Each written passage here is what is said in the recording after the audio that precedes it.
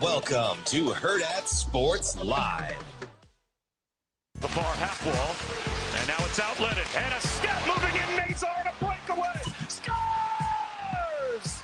The first goal of the season to Frank Nazar, but then 6 goals in the finals. Unbelievable. It was unbelievable. Goal. Shorthand side as Verhaeghe is able to beat Knight, stuffing one home on the power play. Defended that very well, and if you look at the way the Penguins have played, I'd say they've been the quicker team. They've been better around the front. And they score right off the face-off. Justin Brazeau, his first goal as a Penguin. Crawford muscles one towards left center field. That's going to get down. Robles got a little bit of a late start. Trying to make sure that ball hit the deck. Now it gets through the legs of Dingler. Here comes Robles on his way home. The tag, not in time. He's safe. He swings and sends one out towards deep left field. This one's way back there, and Eugenio Suarez returns to Detroit with a bang. It's 3-0 Seattle. Line drive base hit left field. Stanton comes through to get the Yankees on the board in the first. On his 2-0, he swings, and it's a fly ball to deep center field. Grisham's going back. He's done it again. Vlad Guerrero Jr. has the Bluejays in front in the first inning. His 17th career home run at Yankee Stadium. Good morning. Welcome into Hurrdat Sports Live, presented by Centrist Federal Credit Union. That's DBM Ravi, Lulla here at Hurrdat Sports Bar and Grill. What's up, DB? How we doing? Oh, we're doing all right. How are you? I don't know. Time got away from me. Isn't it weird how that happens? Yeah, that happens to me a lot. I mean, I'm just out here doing I took the long way in, too. Did you see what way I came in? Yeah, you went around the way I normally come in. Yeah, I'm like, I had to let all my songs get in. Yeah? How was it this morning? What was the playlist? Oh, man. You're going to make fun of me. No, never. I almost... That's funny. He said never. That's a lie. No, listen, I'm very understanding. Oh, yeah. We were all over the place. What were we doing today? I don't know if you're like going to get some sort of a theme or whatever, but so I'm getting the Google ready just in case I don't know any of these. This is incredible. Yeah. Okay. Yes. The same person listened to all these songs. Okay. What do we got? All right. So we went, I think first I went with Toby Cartwright, song called That's Why. I do not know who that is. Okay. I listened to a couple Rod Wave songs. Okay. You know Rod Wave? Oh, I'm checking. I can't remember exactly. You know Rod Wave. The kids love Rod Wave. So I have heard of some of these songs. He's not for me. Okay. So Rod Wave, Toby Cartwright. I went with a little Hillsong. Okay, I know Hillsong. So you got to get the verse. So I played Oceans. Okay, yeah, I know Oceans. But you have to get the one with Taya Zion. Okay, yes. But I played Hillsong, and then I'm afraid to tell you this one. No, it's just let's the circle of trust, tree of trust. It's okay. So do you know the song by New Breed? Welcome to my house. No. Yeah, I don't know what you're gonna think about that, but I'm just gonna keep it a buck and tell you that's what I was playing. Is that like the Welcome to my house? No. Okay. This is for my people. This is for my land. I'm gonna be honest.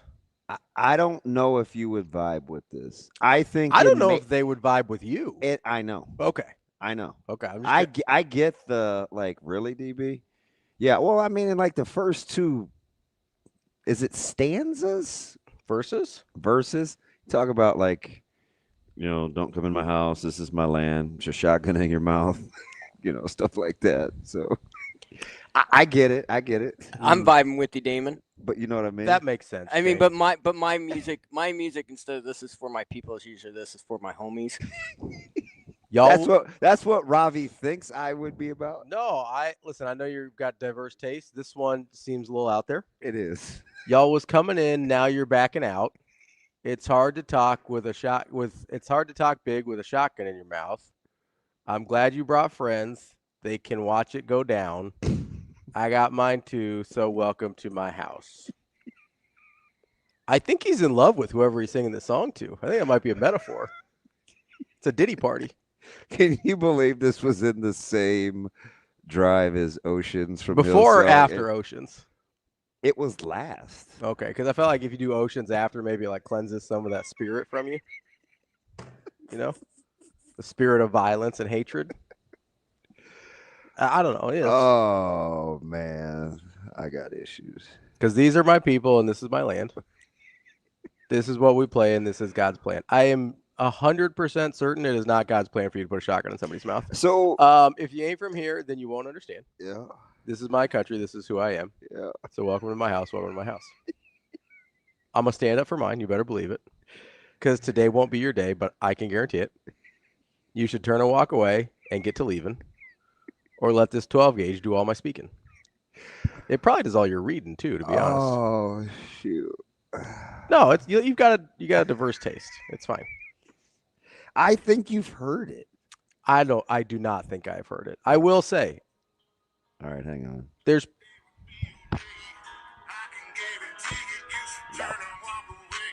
No. 0%. Look at the group though. No, I saw pictures.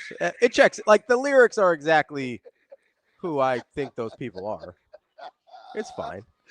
I don't. So sometimes it's just my temperament. It sounds a little rapish country mashup. I would More country. Like it's not really like it just happened to be in like my temperament for a second. No, it's fine. It's fine.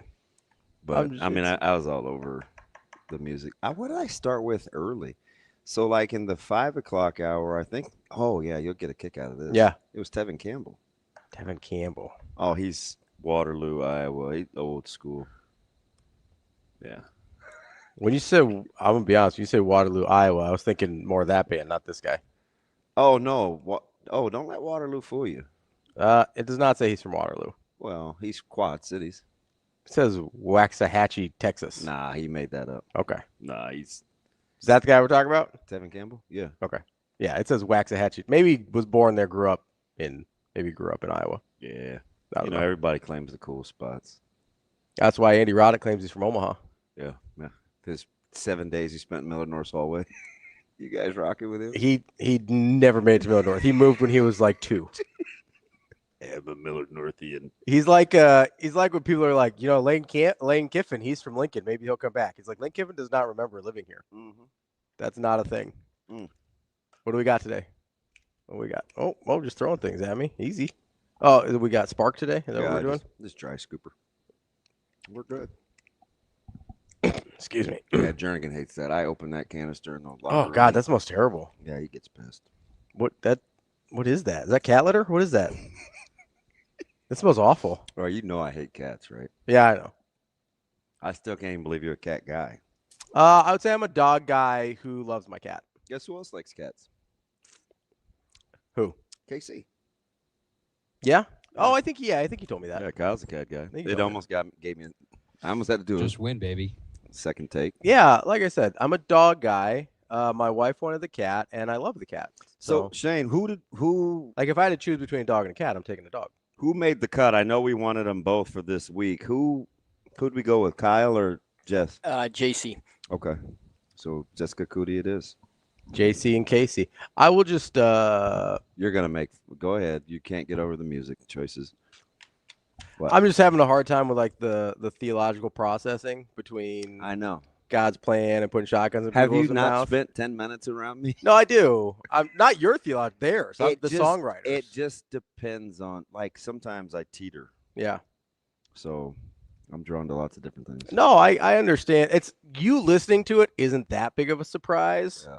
I'm just trying to like parse through the lyrics here, and I'm guessing who were the fine gentlemen that sang that song?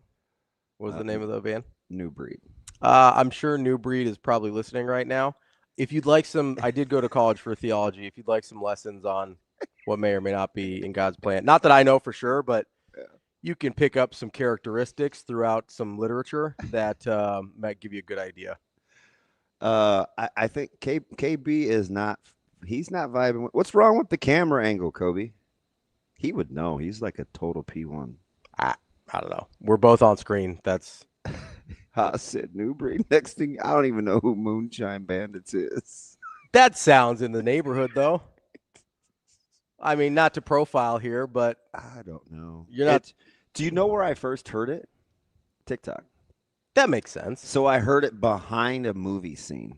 Sure. And I was like, oh, man, that song sounds pretty sweet.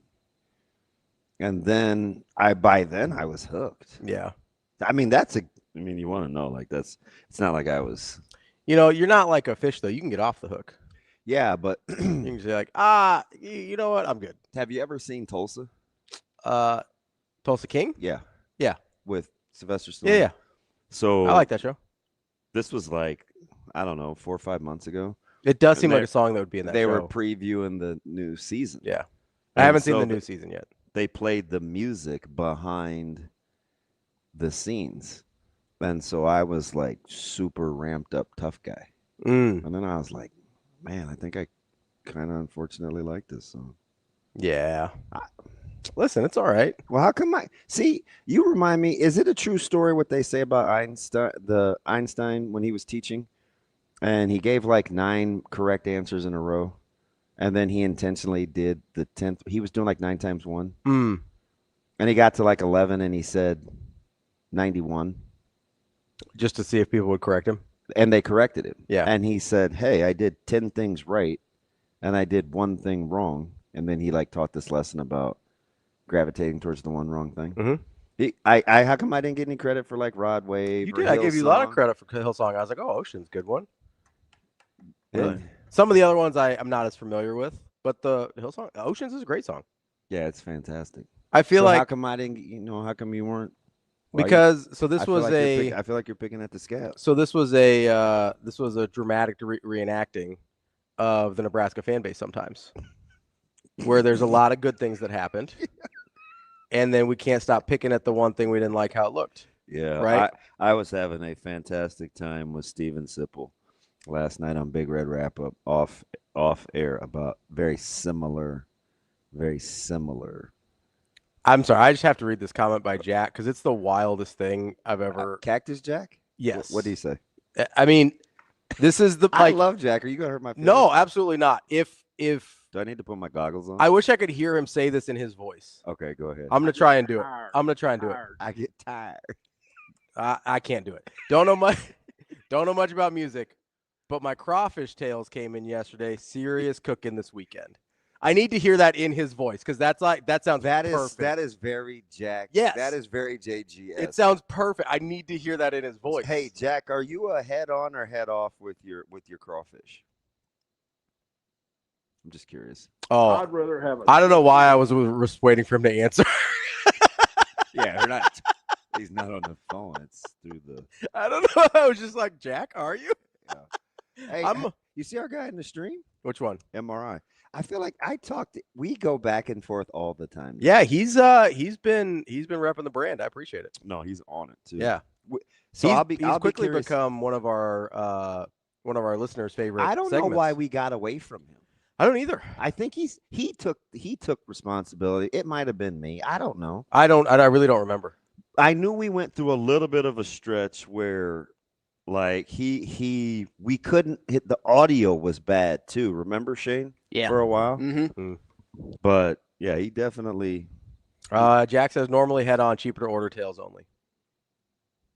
Oh, is it really? He seems like the expert here. I have no idea. I wonder why.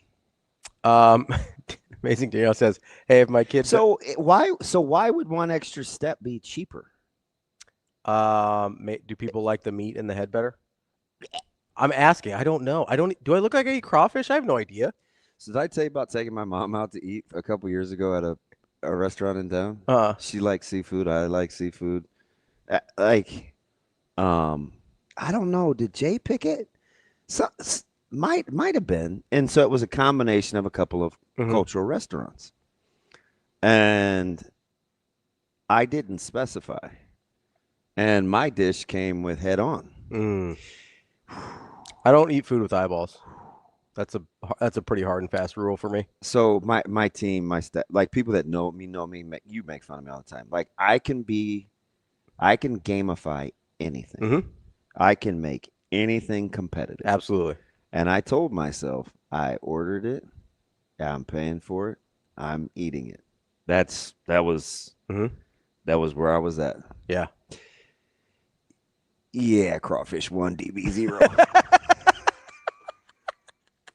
Gotta take the L on that one. Well, Big old fat L. I Could not do it. Jack says lots of waste on whole crawfish. Huh. I don't know. The more you know. I have no idea. I trust him. I do too. I have no idea. Daniel says, hey, if my kid does the dishes, takes out the trash, and burns down the house, I'm focusing on the last one. Not all things are equal. Actually, I'm riding with Daniel on that one. That's pretty good. oh my goodness. Like, remember when I went on that rant? I don't even know why I told you that, except for you said, it's just like the line in the movie. Then the psychiatrist and his soon-to-be ex-wife look at it, Will Ferrell, like he's crazy. And he's like, wait, what? The trust? Like, like that's what you did to me. No. You said we were in it. We and are. then we're really not. I'm still, no, listen, no judgment. I'm not going to, it doesn't make me feel any different about you. See, I think you maybe misunderstand what the tree of trust is. So the tree of trust is like, if you tell me something in the tree of trust, I'm going to take that within the context of who I know you as a person. Yeah. And I'm not going to use that to decide, you know what, I'm out on DB because he's listening to New Breed. I may be like, hey, DB, can I help you? Is there anything I could do for you? Is there, you know, maybe I could suggest some different, more Hillsong-like bands to listen to, keep you in a nice positive headspace. Gotta keep watering the bamboo. I have not seen him in about a week. I need to touch. You need to go talk to him. I know, I do. It kind of reminds me of the Daniel thing. Kind of like that was kind of my whole point with the Frost thing, where he just like keeps saying stupid stuff. Yeah, I was like, he can do whatever he wants, but like if you pooped on the porch before you came in, kind of ruins all the chores you just did. Yeah, you know. He said not all things are created equal.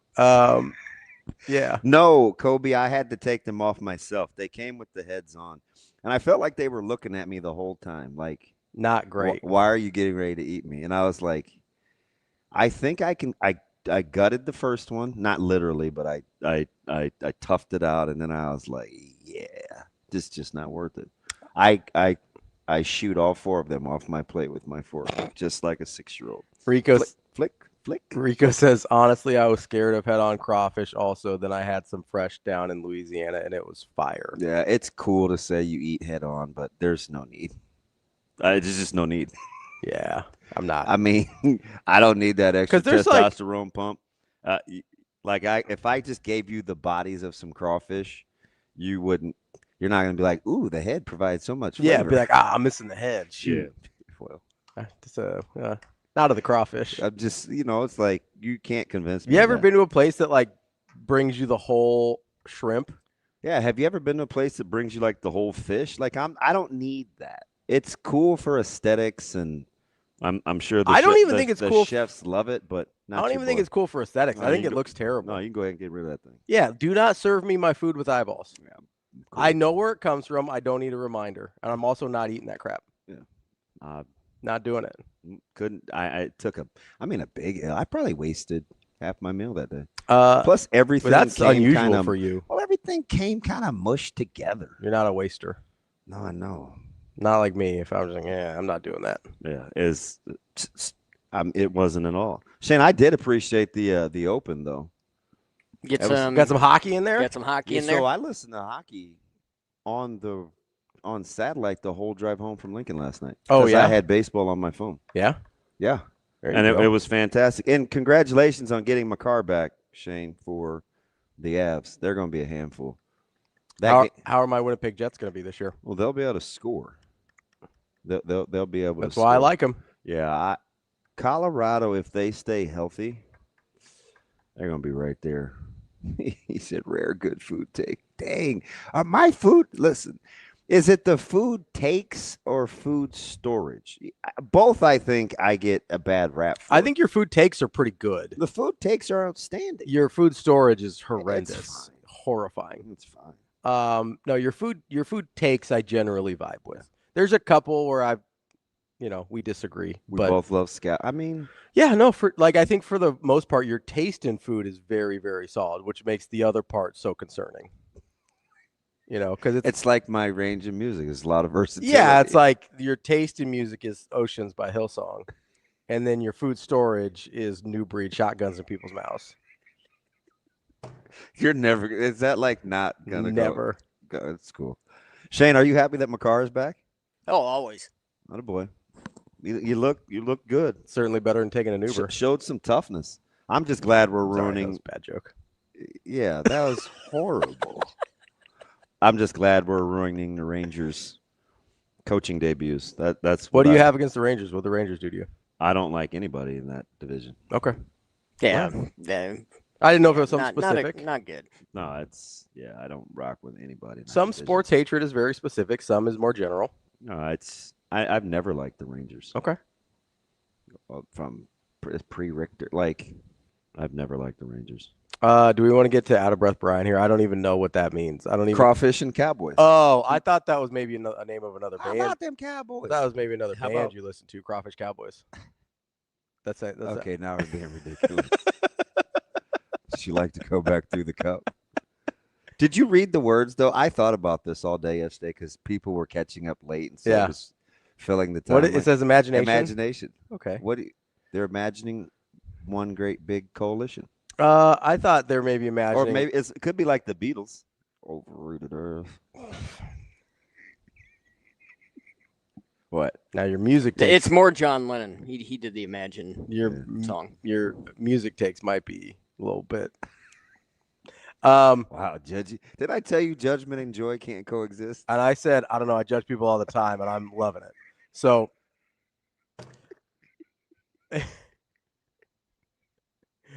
I told you, I'm having a hell of a time. Wow. I think maybe the imagination is like they're putting on different outfits and stuff. Like they're like the one kid's pretending to be a football player. There is a chest of clothes. Yeah, I think they're playing dress up, That's what they call it, isn't it? I don't know. I don't either. I don't have kids. You're kind of the expert in this area. Why are you being so defensive? Because I thought that's what they called it. Oh, I don't know. Anybody with children, do you call it when you're putting on different outfits and stuff, or is it called playing? I don't know. dress up? Do kids still play dress up? I don't know. I think they just play Minecraft now. I saw a meme about how 100 years ago kids were working in the mines, and then the child labor laws came in, and now 100 years later the most popular game is Minecraft. It says the children, they yearn for the mines. It's not even that. It's not even that funny. I thought it was really funny. I laughed a lot. You think Brian wants to talk about his MVP candidate? I think he wants to talk about his new favorite band, the Crawfish Cowboys. All right, let's chat. Brian, what's going on, buddy? Damon. Crawfish? No, without the I see. I'm being per usual. I'm being mischaracterized. I ordered with the head or without the head. Head, no head. It was part of the deal. So I just was like, oh, let's rock. Do you know where I got it from? My mom is from that part of the country, and I got it from Severe. I thought you got it from Star Trek: The Wrath of Khan when they put those slugs in the ears. But that's what I see every time I see those crawfish. Severe kept yelling that last night on Big Red Wrap Up, and he and I were the only ones that got it. I just during the Big Red Wrap Up commercial last night, I had to show Jay Moore a picture of Khan on Star Trek. Jay Moore didn't know Wrath of Khan? No, Jay Moore's like 06. I'm 05. I know Wrath of Khan. Well, aren't you a Trekkie? I mean, I wouldn't. I like it. I wouldn't call myself a Trek. I'm not dressing up for festivals or anything. Not playing dress up. Next time you go get some, just picture in your head when the one came out of the ear. Yeah. Oh yeah, little slug on McGee. I was like, that would be miserable. That was nasty. So do you know I had to go back and remember that he was actually on the old episodes too as a much younger. Because what was that guy? Ricardo Montalban, I think is his name, right? He played on the guy that played on Fantasy Island and not Tattoo. Yeah. The other guy. That's a shame. My bad. I can't remember his name, but you made me go back to the lineup when the lineup of shows that came on that day. But anyway, you know what I'm feeling really good about, B. I hope this ages well. I've always been a Dak Prescott supporter. So I'm going to tell the So hopefully I'll be right. I haven't been supporting him all this time because the last few years he's gonna let me down, and I'm tired of the Cowboys results. But I will say this year there seems to be a difference because the previous years when we have offensive linemen out, let it be just one offensive lineman out, Dak Prescott would have horrible games in the past. I see a little difference this year, like the change with the offensive lineman not being there didn't affect them the last few games. So it looks a little bit different this year, and I could get behind him being an honest MVP candidate this year. I don't know how many games they could win, but shoot, he's playing his tail off. Yeah, and I do like, man, the offensive coordinator. What I heard this week about how you marry your passing game play with your run play, your formation. I like to hear that. I kind of heard something like that from Dana before, so I kind of feel like we're headed in the right direction with the offensive coordinator we got now, because it really didn't make no sense what we had in the past and having, different formation for different things and being so predictable. But, yeah, I do see changes or differences this year. So I honestly can say this year I think he is a MVP candidate this year, unlike in years before where I thought it was more just smoke and mirrors and them having, every other year, if you don't make the playoffs, you get a weaker schedule. Are you at Carolina this week, or is it in Dallas? That's a good question. I think wait a minute. We are in Dallas. If you let Carolina go off offensively, it's already time to hit the panic button defensively, but you can't be letting the Panthers get loose on you. I'm hoping that is just like what we're seeing with Nebraska, that it's just give it time and they'll mesh and get in rhythm together after being with each other for a while. That's what I'm thinking I'm seeing. Yeah, because Uncle Rico's coming off a 200-yard game. I can't remember who he diced up for when Carolina was playing last week, but, man. Yeah, and Carolina always gives us trouble, in the Cowboys trouble in their history. Just Carolina – touchdown in the NFL, they've given the Cowboys problems. Yeah, I remember I brought a lot of bad karma the very next year after that NFC Championship game because Carolina promptly tanked when I got there. So shout out Cowboys for winning their season the year before. That may not have been a you problem. I don't know. I'm just going to go out on a limb here. I'm taking it. Enjoy the rest of your day, champ. You too. Thank you. All right. I don't know. I feel like there's a lot going on with the it's a couple messy training camps. 1997 Carolina Panthers. Didn't he have like 2 bills? Rico Dowdell? Yeah. For Carolina. Had a couple. Was everybody picking him up in their fantasy? Isn't that what happens when a dude does that? Cowboys revenge game. Here we go. Yeah, it's because you have to do it. Otherwise, it's like the one time you don't do it, then he's actually good. And it costs you. It's like Priest Holmes or somebody. And then if you do, but like 90% of the time you do it, it's like who was the dude that ran for 3 touchdowns for the Patriots and then got cut the next week? Oh yeah. What was his name? I was almost gonna say Ramon J. Stevenson, but it wasn't. No, similar. Like running style. Yeah, I can see the style in my head, and I forget. It wasn't somebody gray, was it? I can't remember, and it doesn't matter. But yeah, most of the time it ends up being like that guy. And not like a Priest Holmes or somebody or like a Kurt Warner. We're like, oh, shoot. Jonas Gray? Jonas Gray. That might be it. That's the only Gray I know. Well, I was thinking, I kept wanting to say Sonny Gray, and that's a different thing. But Sonny Gray? Wait, like baseball? Yeah. I know that's not right. It just kept popping in my head. I think Jonas Gray might be right. I don't remember him actually doing it, but that's the only guy I know. Jonas Gray, 201 yards and 4 touchdowns, but was late to practice and got cut. It was because he was late? Yeah. Oh, shoot. Might have been a little late reading the press clippings and that makes me feel some type of way. Belichick was like, "See you, bud. We're done here." See, Carolina canceled the series. The Netflix deal. Yes, I did. Which is was it based on winning games? Because I think you could still have a nice documentary on why you're struggling. Oh, I think it would be a fascinating documentary. I just don't think Bill Belichick wants anybody to see that. Oh, is he still with his boo? I think so, as far as I know. I don't want to be disrespectful. What's her Jordan name? Hudson. Wow, just on the old Rolodex. Yeah. So you know what's funny? No, is certainly not you. This happened months ago, right? When we talked to Mark Manning and he told the story about how the reason AJ Ferrari's at Nebraska has to do with Jordan Hudson. Yeah. That story, there was a clip of us in the New York Post. I know. I sent it to you. Like, what? What? I was like, I'm well aware. Like, so that's why Jordan Hudson is burned in my brain, because she's the reason we were in the New York Post. Jordan Hudson. T-Mac says, if I don't like. So, T-Mac, full disclosure, I won't read your message, but that is. Won't or can't? Like, is it like too long, or like it was an authentic Mexican place. Okay. But it had some crossover, so it appealed to everybody in the household. Oh, for the place that had the head-on crawfish. Yeah, and he's dead on. I was like, so I feel like there's two places that you're gonna find like head-on shrimp or head-on crawfish or head-on fish, and two types of places. You're either gonna be a really, really fancy restaurant, or it was nice. It was a nice place. Very authentic ethnic restaurant of some kind.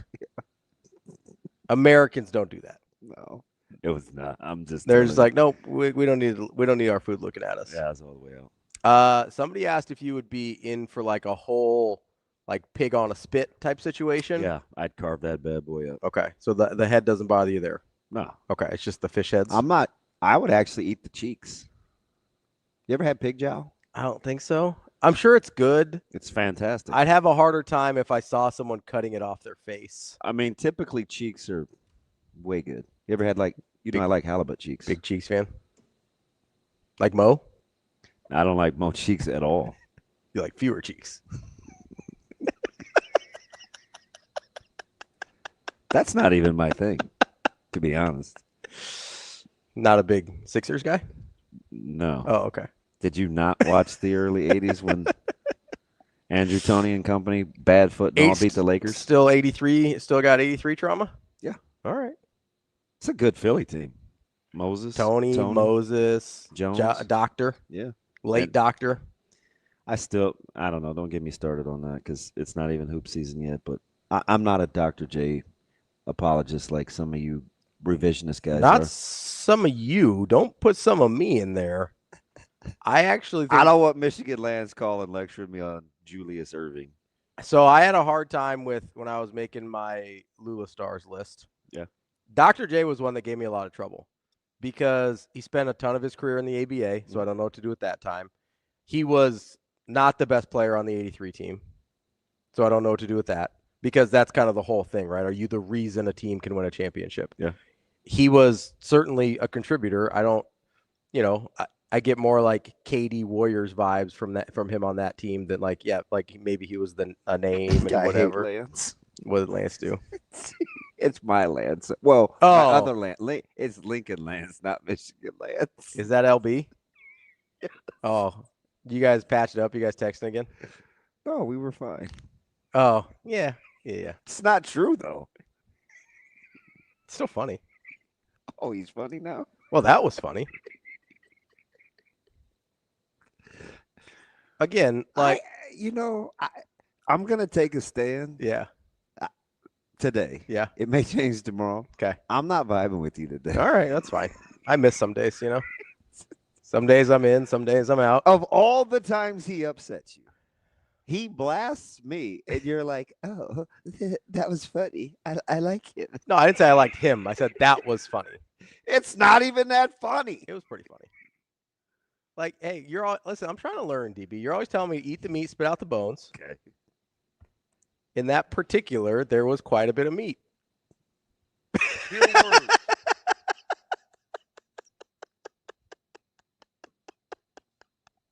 Oh, did you, Kendall? What'd Kendall do? He said he threw some halibut in. I'm not gonna put his business down. Kendall is one of my new faves, an actual nice guy. Do you know him? I do now. Oh, I didn't know if it was like a. Well, he's from Sutherland, which there's a weird connection there. Mm-hmm. But he's out in Sutherland, Nebraska. Yeah, there you go. One of the former homes of Mike Sodders. I would say Sodders lived there, right? Yeah. They have a former head football coach that I have a real affinity for. I'm not going to have that in the Rolodex. I'm going to be honest with you. But he's out in the Pacific Northwest. He served in the military. Oh, nice. Yeah. Appreciate your service, Kendall. And so he knows I like seafood. Halibut's good. I like halibut. So I did a speaking engagement once. It has to be cooked right. But. And I got paid I was going to say cheeks. I got paid in that. Sorry. We're just talking. You got paid in what? In halibut? In fish? He included halibut cheeks. Yeah. Child. Oh, yeah. That's the type of cheese I meant. Yeah. Google them. They're expensive. Halibut cheeks? Yes. Do fish have cheeks, or is it just what they call part of the, like, in any sense, do they have cheeks? I don't know, man. I'll Google it. What part is the halibut? What part is the? I'm gonna punch you right in the face. Don't do that. Like just incorrigible. I mean, like seriously. Like you just and it just progressively it's getting worse. Oh, it is part of like they're like cheeks. It is like actual cheeks. Yeah. I didn't know. I don't look at a fish and I go, oh, there's the cheeks. You know what I mean? Like There's sizzle. There's emotion. I don't look at a fish as a cheeky animal. Like they don't. I understand. You guys see eyeballs and a mouth, and that's about it. You know. Yeah. Gills. I'm familiar with the gills and fins. My. It's a Johnny Gill reference. Never mind. It's way over your head. No, we're gonna look up Johnny Gill. You got me singing my. You would have had a better chance with Turner. Ain't nothing to it the way you do it, 2-1. Or Ken. Hell yeah, I want to do it now. Or Kendall. Yeah, I was not a Kendall Gill fan. Sweet haircut. Villanova great. Kendall Gill. Villanova, Illinois. Who am I thinking of? I don't know. Kerry Kittles, maybe. Kerry Kittles. Yeah. Kendall Gill. Wow, I'm good at this game. Yeah, you are. I don't know how you just know what I'm thinking when like that's not even that close of a name. Kittles. Yeah, Gill had he had Bartle Battle and that's right. Marcus Liberty. Yeah, and Nick Anderson. So it's Kendall Gill's fault that I never mind. Kendall Gill had. It's funny. That 89.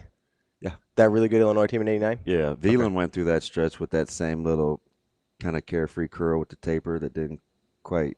I'll be honest. I have a hard time imagining Veland with that haircut. And I used to tell him he was giving me Kendall Gill vibes. I'm gonna look it up, see, because I'm gonna have a hard time imagining Veland with that haircut. You gotta go old school Kendall Gill, like Illinois. Okay. I mean, it was late '80s, so everybody had kind of the Force MDs. You wouldn't know that band either. Everybody kind of had that look. I'll be sure.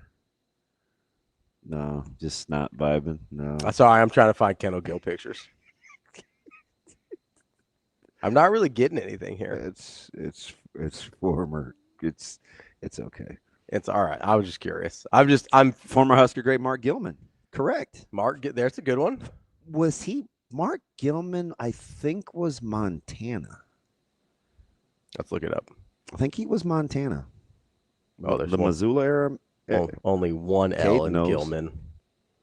I think he was Montana. Let's see what we got here on the Huskers website. He is from. Talk to me. Kalispell, Montana. Yeah. That is apparently a place. It is. Kalispell. I've never heard of Kalispell. I even remember Grant, Nebraska with Terwilliger. You did. You nailed that. I should play that game with a lot of the old guys. Kalispell, Montana. Let's see where Kalispell is. I'm going to guess population about 2,800. Way off. Way off. All right, what is it? 31,000. Really? Ooh, boomer. Fremont. Wow. That's a whole ass town. Well, it is really. I mean, no, that 31,000 is like I was assuming name alone and location. Hey, before we get too far away and the NHL gets a start, who are you adopting? I'm the Winnipeg Jets. 2 years in a row. You don't want to just pick a new team. You hate when I do that. Well, you're not emotionally invested. You just like being right. So pick one.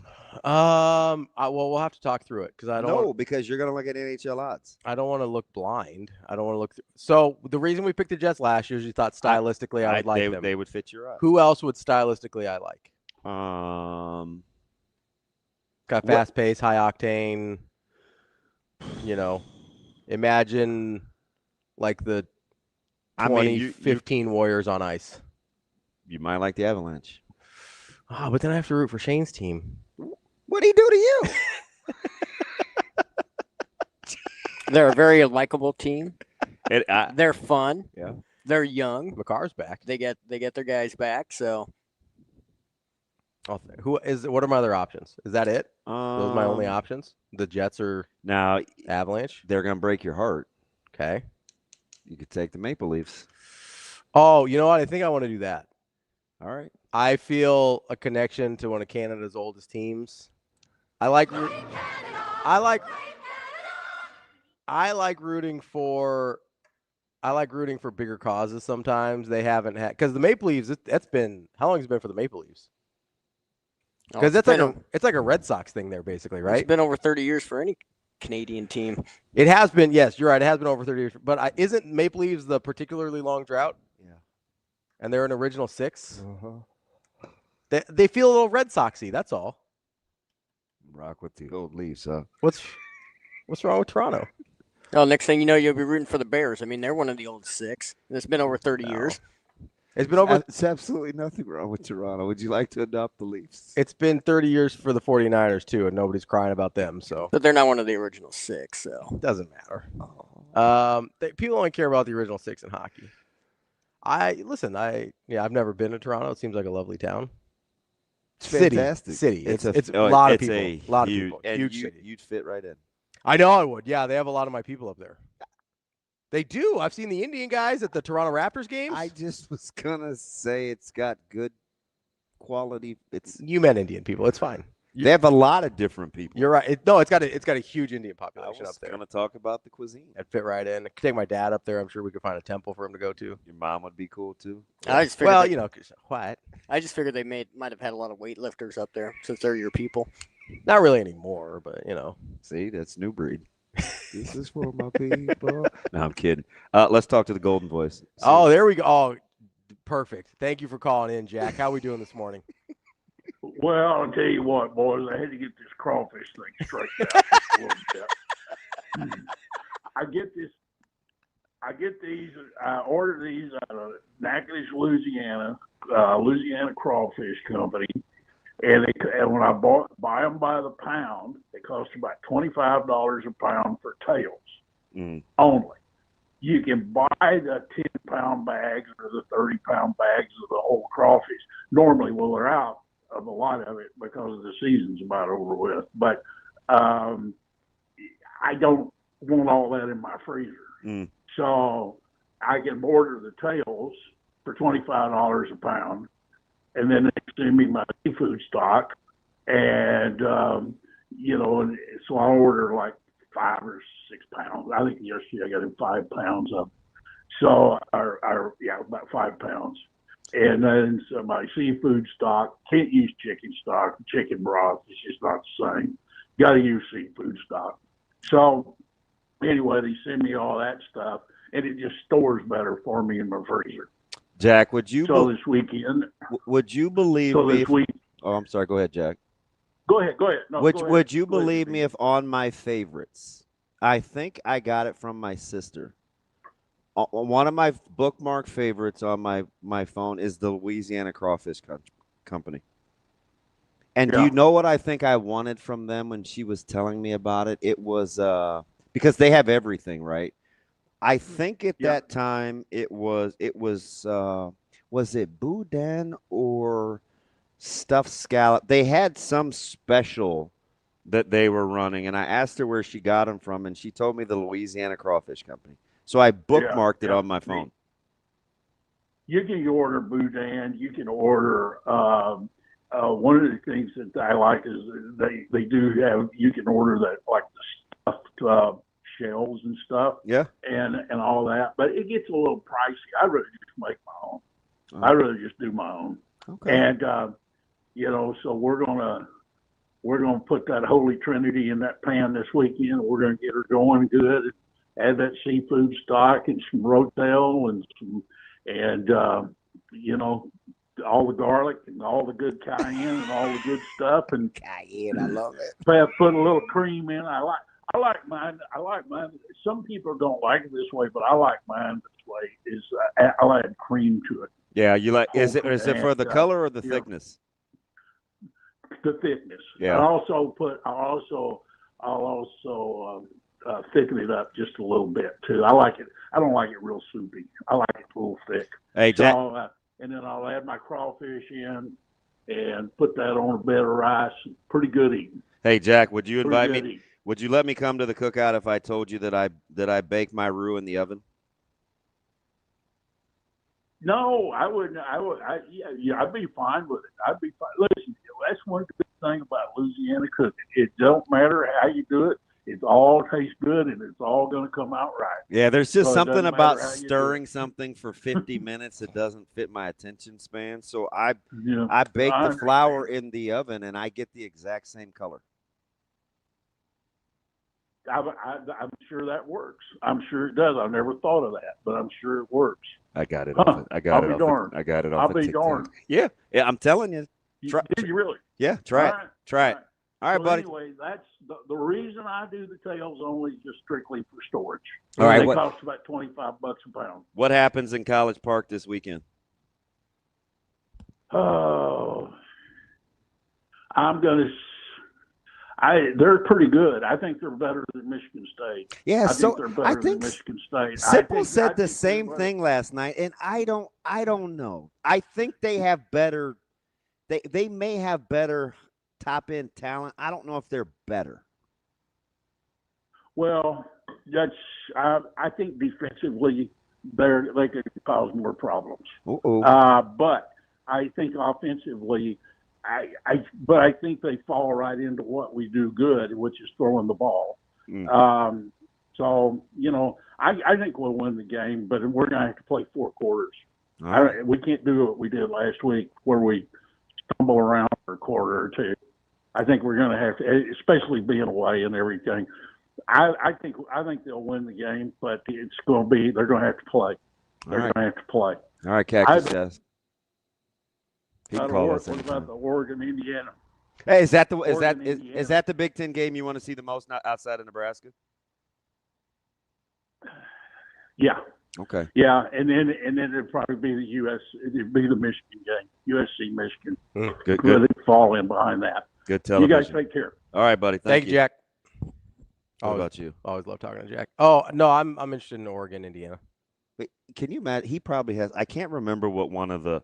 So there's this type of pot that people in that region. Oh yeah. With the old. It looks like they bang it against a mailbox, and it's all. Yeah, it looks like it's 180 years big old. Silver bucket thing. Need to get one of those. But anyway, I could just imagine Jack with the fire going. A couple of TVs. He's got this sweet setup. He's 6 miles from the next neighbor.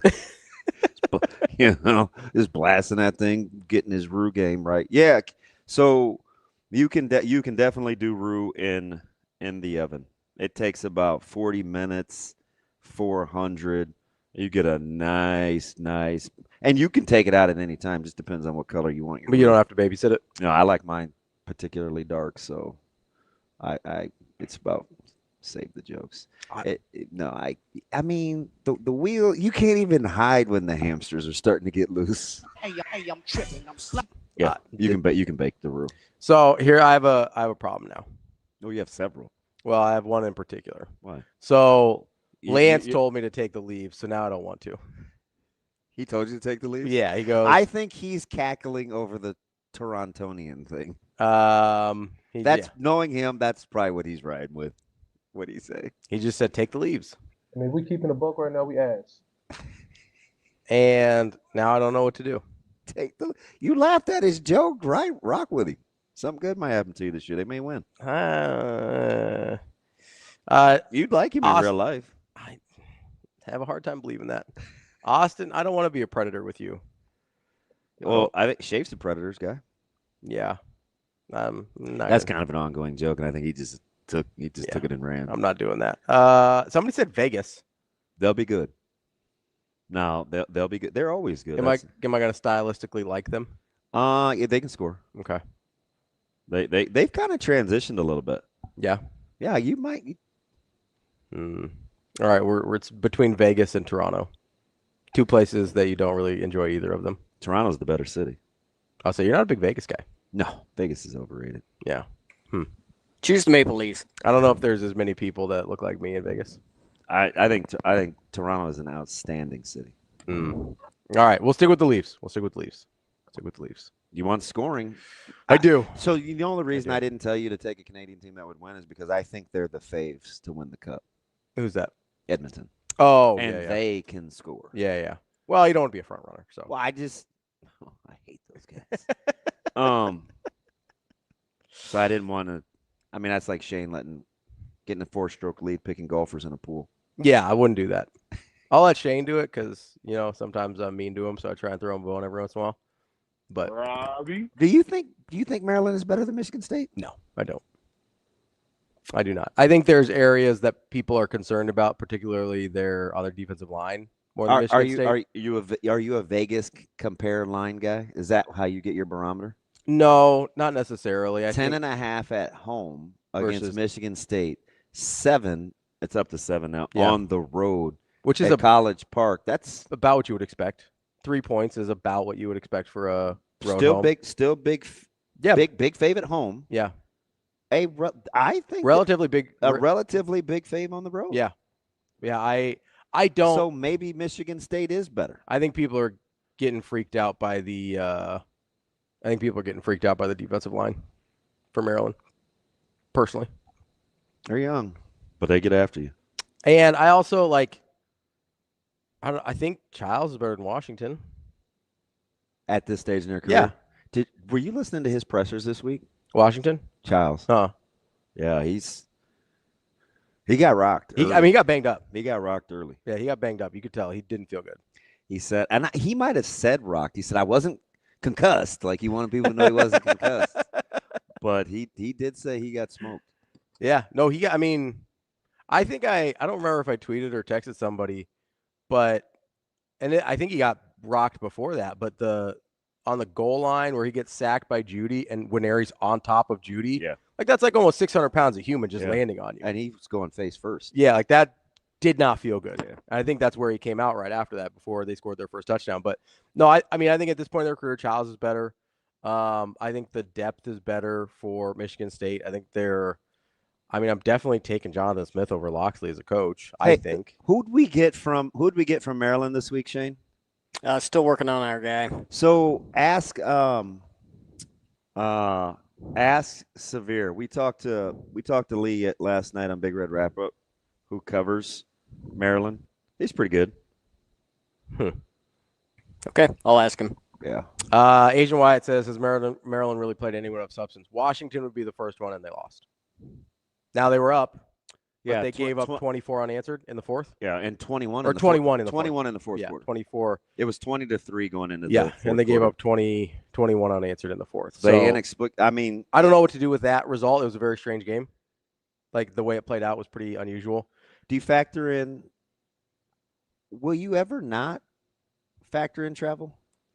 I mean, are you going to wait for more data? The I think I'm time zone travel, because last year it was just a 1-year sample size. Yeah, I'm gonna wait for more data, and sometimes the team was just better. Yes, that's also a problem that we often run into. You know what I mean? Do these stats, yeah. Whether it's Rural's top 25 rankings, or we're talking about is this a bug? These Nebraska streaks and things, like the alternate uniform stuff. It's like, well, we wear them when we play the best teams on our schedule. So what do you want us to do here? What do we got going on there, bud? Does that look like a bug? Yes, it does. Huh. All right. Guess we're switching to the Yeti. That'll do her. Must have come from the imagination chest over there. I needed something because I dry scooped the Spark. Yeah, that was a terrible idea. It hasn't changed my personality. Not a bit. Should we take a break? Try a permanent one. I don't even know what that means. Sometimes I just say stuff. You think? Or keep watering the bamboo. Oh, I think that's right. Let's take a quick break here. We're coming up on the show today. We've got Brian Christopherson, Husker 24/7. We've got Andy Kendi, KETV, Mitch Sherman from The Athletic, and then we'll wrap up the show with Greg McDermott, the head basketball coach of your Creighton Bluejays. That's DB. I'm Ravi Lulla. We will almost certainly both be back after this here on Hurrdat Sports Live.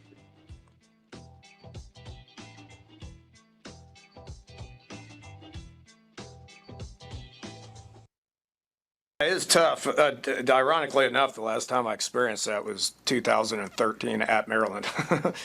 I hadn't been through a two-quarter stretch like that. That was tough. You know, there is a lot that went into it. I can give you a bunch of excuses, but at the end of the day, it's about just executing, and you know, we didn't do that. You know, every play that we called, and you know, there's an explanation for what went wrong on every play. You know, and whether it was one guy or whether it was a bad call or, you know, somebody got whipped or somebody busted an assignment or whatever it was, you can pinpoint what went wrong on every single play, you know, and so that's our job as coaches. But it was challenging. You know, we just had so much momentum, you know, and that first drive, you know, we 3-and-outed them, and first drive was an outstanding drive. We actually converted three third downs on that drive. They gave us credit for 2 because we took the penalty, but Luke had got the first down on that. So we converted 3 first downs and then punched it in, you know, when we're in the low red zone.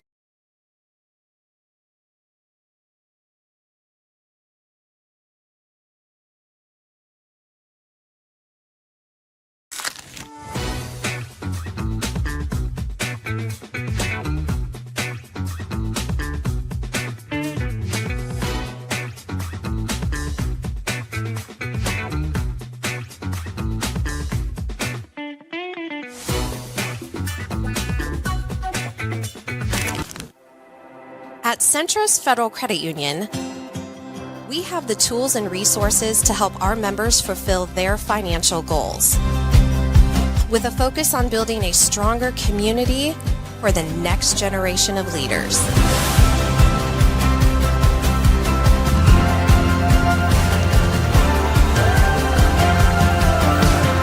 Centros Federal Credit Union. We are where you are.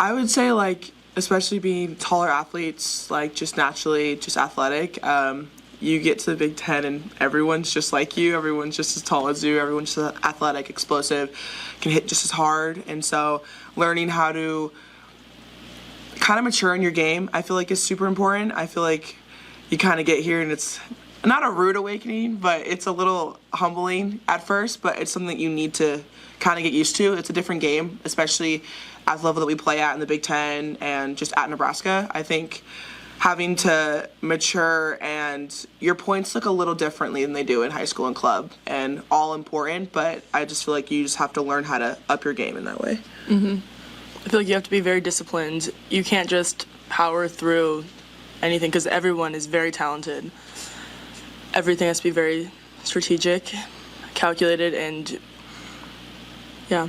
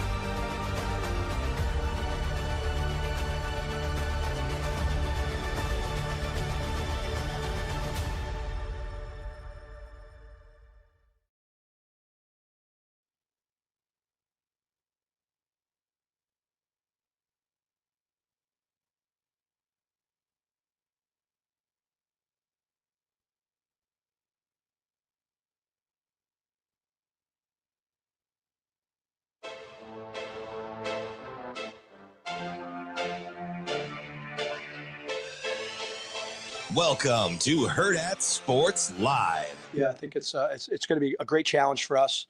You know, I went to school in that area. I went to Catholic U in D.C., which is like 10 minutes from College Park. So it'll be good to get back in that area of the country. But it's a business trip, right? And, you know, we're going out there when we're going out there. We're going to practice our ass off over the next couple of days and then finish our preparation, you know, in the College Park, I guess Bethesda areas, wherever we're going. But yeah, it's exciting to get on the road because, you know, you really test yourself in the mettle of your defense. You got to be able to, I've always believed that when you go on the road, you better pack your defense because, you know, that's just what you have to do. So excited about the challenge and wherever it is, whether it's in College Park or State College or where we're going to Minnesota the next week, you know, you gotta be ready to play. Welcome back, Hurrdat Sports Live, presented by Centris Federal Credit Union. That's DBM Ravi, Lulla here at Hurrdat Sports Bar and Grill, reminding you if you're on the roads this morning, keep those eyes up and those phones down. You've got one job as a driver, that's to drive. Don't get distracted. This message from the NDOT Highway Safety Office. And if anybody's going to tell you not to get distracted, it should be the two of us because we stay on point so well. And our next point is to talk to our friend Brian Christopherson from Husker 24/7. What's up, buddy? How you guys doing? Just all over the place, BC. The only joy that I'm experiencing right now after spending this last hour with this knucklehead next to me is that I believe it's not a curse, the superstition of how we need to meet and greet each other pregame at Memorial Stadium is now broken. So we can go back to being normal now. Shafe messed it up. I talked to Brunts. You were there. We still won. It's fine. Yeah, I think we can move past it now. It could be just that Michigan was better than Houston Christian and Akron. That could have played a part in it. No way. But yeah, I still wished you to have a good call and all that. I'm gonna keep doing that. I mean, I'm gonna support you as a friend. I appreciate that. You're gonna have a good 3.5 hours. So I'll stay with that. But I won't make those guys get on the elevator when I see you coming down the hall like I did the first week. Well, did you want to elbow Shafe and tell him you're a little bit jealous? He took most of the time. He was being very thoughtful and reflective about the game that was about to unfold. No, he was good. You know me, I'm not the greatest small talker, Damon. It's amazing that you pick me as one of the guys that you want to actually do that with. Schaefer has the gift for gab, and so I'm more than willing to pass the baton and just listen to you guys and learn from your wisdom. Oh shoot, that was all Mike J. So BC, so you're saying that your guys' superstition may have had to do more with the opponent, much like the alternate jersey curse may have had more to do with the opponents than the fact that you couldn't win in alternate jerseys. Is that what we're talking about here? Yeah, I think that's probably more the case, or the fact that when people were down on Nebraska wearing the all white, so just weren't very good Nebraska teams that wore the all white uniforms those years. So yeah, interesting. All that stuff plays a part in it. I would assume. Interesting. We got a comment in the first hour that somebody said they thought that Maryland is better than Michigan State. Do you believe that? I think they're pretty comparable, as far as the challenge goes. I think Aiden Childs, famous last words, but I give a little more props to Aiden Childs just because he's a little bit older quarterback than Malik Washington. So I'd probably give a slight edge to Michigan State. But, you know, I know the matchup everybody's locked in on for fair reason. You know, Maryland doesn't have the hardest schedule in the non-con, but they do have 19 sacks to their name, and that D-line, even though there's some freshmen on it, they get after you. And, you know, you heard Holgerson yesterday say, you know, it's pretty dang impressive for those freshmen to be doing it at the level they are already. And so Nebraska's viewing it as a challenge. They should, after giving up 12 sacks the last 2 games, and that's sort of the strength of the other side. And so obviously that's going to be the key component. We kind of all circle and see how that goes. BC, the most Nebraska thing ever would be, since you gave up 5 sacks to a team that came in with 3 all year, wouldn't it make sense that you don't give up any to a team that is one of the tops in the conference in sacking the quarterback? I mean, that would be pretty Nebraskan. Yeah, football's funny that way, and I think too there's a lot of guys who have a lot of pride this week, probably where they looked at the film, because not only are the sacks destructive for the obvious reasons, but when you listen to Holgerson and guys talk through that game against Michigan State, there were touchdowns to be had, probably on one or two of those plays where you have a breakdown. And so you can imagine you're sitting in the film room watching where you had your mishap or your problem play of the day, and you see a guy flying wide open, and that would have probably been 6 points. That probably adds a little weight to it, and you get after it a little bit this week. So, you hope that group takes a step. Obviously, it was their first game with Pritchett on the left and Gatula on the right, and you're working through that. And I do think they're not yanking everybody's chain with the fact everybody's got their part in it. Ball's got to come out a little quicker sometimes. Receivers got to get open a little bit quicker at times, and obviously there's been breakdowns on the line, but also occasionally a running back on some of those. So it is one of those deals where everybody can share in the blame a little bit. Let me ask you something, BC. Playing that clip, and you and I have joked about this off air and on air, because I love his delivery. I love his mannerisms. I think he's super competitive. Jessica was insanely close to him during the sidelines Saturday, so I could hear almost every word Butler was saying. He said, he says things like, you got to pack your defense and can't wait, and it's a business trip, and wherever it is we're practicing, we're going to bring our he's not one of you leave conversations with him and exactly what he's thinking, man. Is it just me, or does he ooze intensity? Yeah, he does. I mean, he comes in there into the media room like he's ready for a couple more reps. Yeah. Like, he kind of just comes in on fire. I actually, the funniest part was when he's like, anybody got some Sorsby stats for me this week? Oh, yeah. That was very funny. Oh, how about when he dropped the easiest picks ever for Singleton? That was really funny. That's just how he is. Yeah. He's not wrong, too. I mean, he says the stuff people don't say, but that's how Conference Player of the Week awards get settled. Sorry if you're hearing ambulance sirens behind me. Okay. I'm downtown, and there's they're on their way to come see Ravi because they know he's on the verge. What'd I do? I think they're gone now. Yeah, I think they're gone, so we're good. Isn't it wild though? It's like, and I don't think this is a hot take, and I asked, I speak in Nebraska City every week. I had to go yesterday because we're leaving tomorrow, and I was just asking to rank the coordinators so far. We really couldn't come to a consensus. Ravi and I didn't agree. You could make cases either way.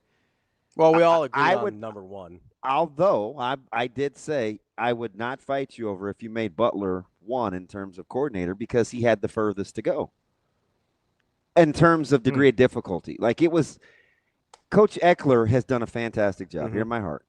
But they were so bad, anything would have been noticeable. We thought Tony White was pretty good, and he had a much younger defense that he was dealing with in the front seven. So I think it was harder for Butler, if that makes sense. Yeah, it makes complete sense. He had the toughest job to, and he didn't get the benefit of the doubt like Coach Eckler and Coach Holgerson did. He came in literally like, prove it. Yeah. Yeah, well, it shows you how dramatically too narratives can flip, and they could flip again this Saturday if you don't go out and play well. Exactly. That because think about around here 2 or 3 weeks ago, the talk would have been like, man, they missed Tony. Tony did this and that, and I like Tony White, by the way. This isn't a jab at Tony White, but obviously he's got some things he's got to work out now at Florida State. They've had some tough weeks. On the other end, John Butler's got this crew rising. I walked out of that Michigan State game, and after you took a couple trips around your neighborhood with the dog and walked the dog and thought about it, I was like, as tough as that game was for Husker fans while they were in it and the roller coaster of emotions they felt, they had to, when you step back, say, you know what? They won by double digits. And one of the biggest questions that everybody's been banging the drum on for a full month got a good answer, or a good response at least, for this week with that run defense and the way that defensive line played and how they used that bye week to improve themselves. That was really impressive, because there were probably people who rolled their eyes when they heard, like, oh, they went good on good that Tuesday and Wednesday of the bye week. Like, wait, is that actually going to translate? You know how that goes over here. They're the best practices ever type of thing. People don't like it. They just don't even want to hear it anymore. But you saw there was a transfer there of that work they got done in the off week. They did not kick their feet up on the ottoman. They got to business, and it showed in the way they played. And I think you're seeing guys develop.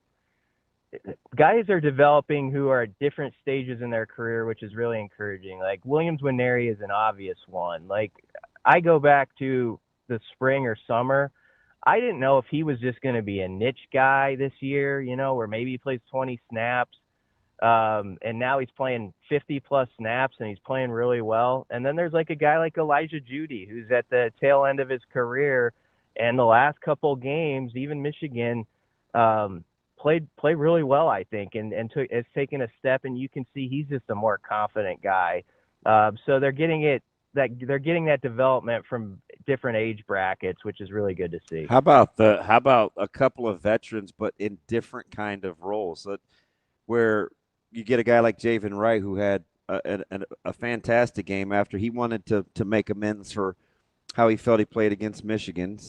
Still at 7 career starts, or 8, which is a ridiculously low number for a guy that's been in the program, versus a guy like Dasan McCullough, who's been around a quality program, but doing and playing an entirely different role. So how about the development with those two guys, even though they've been around the college game for a while, but at different stages, but you can see their incremental growth as well.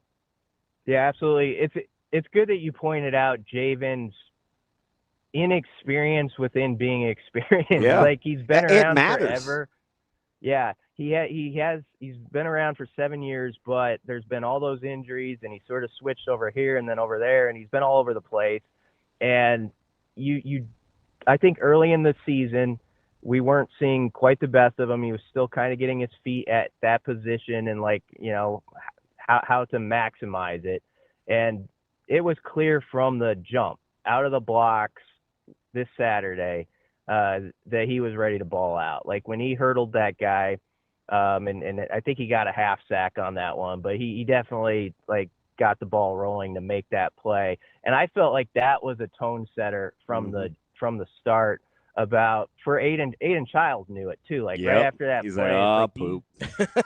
Yeah, it's like these dudes got that look in their eyes today. They're coming after me. And you're right about McCullough, who I think has to be one of the first 1 or 2 names an offensive coordinator from the other side puts on his board every week, just because the way he can dance around. They can use him in all these different spots. At some points, he said how he was spying Aiden Childs, and he's just so explosive that I feel like he's just an inch away from making that play that's going to turn one of these games. Maybe it's this week. I think he's going to make a play in the next couple of weeks where he forces a fumble, someone picks it up, that sort of thing. He's closing in on that. Yeah, and listen, I'm not ever going to apologize for staying in the moment.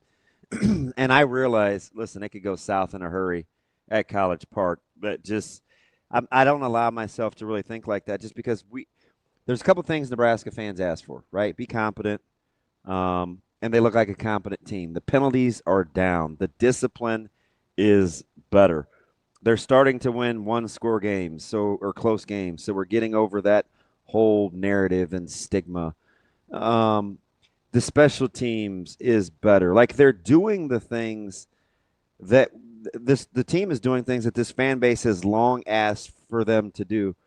Do you think there'll come a point, and maybe it's a signature win, I don't know what that is in the Big Ten anymore since weeks are so hard, but do you think there's a point where we'll get over the fact that they're not going to be perfect, but they are getting better? Is that too much, or what do you think? Yeah, I think because once we get over that, I think we'll appreciate what's actually happening. Like you'll look at a guy like Shavers and you'll say, "Holy smokes, this guy is actually learning to play 3 downs." Yeah. First and 10, second and medium, third and shorts, third like give these guys I think we will be we'll be encouraged as opposed to picking it apart. I think what you're asking for can happen if they go on the road these next 2 weeks. And I know for them, it's one at a time. That's totally the way they should be. I love the fact that Dylan Raiola sort of was like Minnesota's after Maryland, right? He did, he was making a point. I think like it's all about Maryland right now, but for the fans and those on the outside, I think if they were to go away from Lincoln these next 2 weeks, and pick up a couple of, I would say, quality wins, especially with that Minnesota bugaboo, how that series has gone the last 5 years or whatever. I think that would be a point where some people would start to maybe step back who are always like, I'm not satisfied yet, and say, you know what, there are imperfections, but if they get to that 6-1 mark and then are coming home, I think you would see maybe a change in how some people are talking about this squad. So, they've got an opportunity to do that, which is awesome. And that's what getting the job done Saturday set up. I just think it's harder, for some around here to adjust to sort of the NFL light mindset that is college football now. Like when you watch your favorite NFL team on a Sunday, you're going to take a 3-hour roller coaster ride. It's probably going to be a 1-score game. And then by the end of it, if you win, you're usually happy and you can step away from the little missteps here and there and just say that we got the win. It's on to the next week. I think with college football, I'm sure it's not just here because it's changed over the years. I think sometimes people have a hard time getting past whatever their thought was in a negative moment, like in the third quarter or something when the game wasn't going well, to like step away from that narrative and say, actually, that they got it done. They got the double-digit win. We took a big step with the run defense and stuff. And so I do think that's where I say walk the dog around the neighborhood a couple times and spin some thoughts about like what that game actually did for a team if they win, and maybe some of the negative stuff you had in the middle quarters, you're able to release that and move on to the next week. BC, it sounds like I asked DB this yesterday. I go, if Nebraska fans were legally required to watch the game again on Sunday, knowing how it plays out, how much differently do you think the conversations would be? Yeah, that's a good point, Ravi. I mean, I think a lot, and I'm not saying I'm not saying for people to not like have like tough critiques here. Right. This has to improve. Like we all get that, but there has to be an adoption of the truth that there is parity in this Big Ten conference. I mean, and throughout the power conferences. And you also have to understand that sometimes early in the season, you might get a win that you didn't think was as good a win, and it turns out it's better than you thought, or vice versa. Hey, anybody checked on Sorsby stats lately? Yeah, like Cincinnati's turned out that way. So I think we just got to keep in mind, like especially early or at least the first half of the year, you don't know it all, not only about your own team, but about the other team and like exactly what they have or what they don't have. And you kind of watch it play out. And then, by the end of October, early November, you maybe have a better sense of what really happened and some of that stuff. But it's a good point. Like if people have time to watch at least the 60-minute version of the game on Sunday. I'm not saying to get away from your family just to do that, but if you need an excuse, I would say go do it. BC here for family breakups. B, let me ask you something. You kind of know my personality, so just give me a little leeway here. I talk a lot about the connection between and the unity of kind of the message between the athletic departments, its coaches, Coach Rule in particular, since we're talking about football, and being malleable. Remember, I talked about, the House Committee rules, the administration and Coach Rule, they just rolled with it. He didn't know the scholarship limits, didn't matter. The coaching staff, the athletic department, they just kind of rolled with it. You look at Coach Eckler and his energy and what was going on during the course of the game. A lot of the players behind the scenes said, that's a total Coach Eck kind of game where the guy never has a bad day. He stays in the moment. How much do you think we're seeing the fact that they're so no nonsense, they don't do a ton of complaining, they just attack the day, is starting to permeate into this team in terms of it doesn't matter how it goes in the moment. Like, they're just going to show up every week. That message is modeled for them be on a multitude of levels darn near every day, and it starts with their athletic director and head coach. They just don't complain.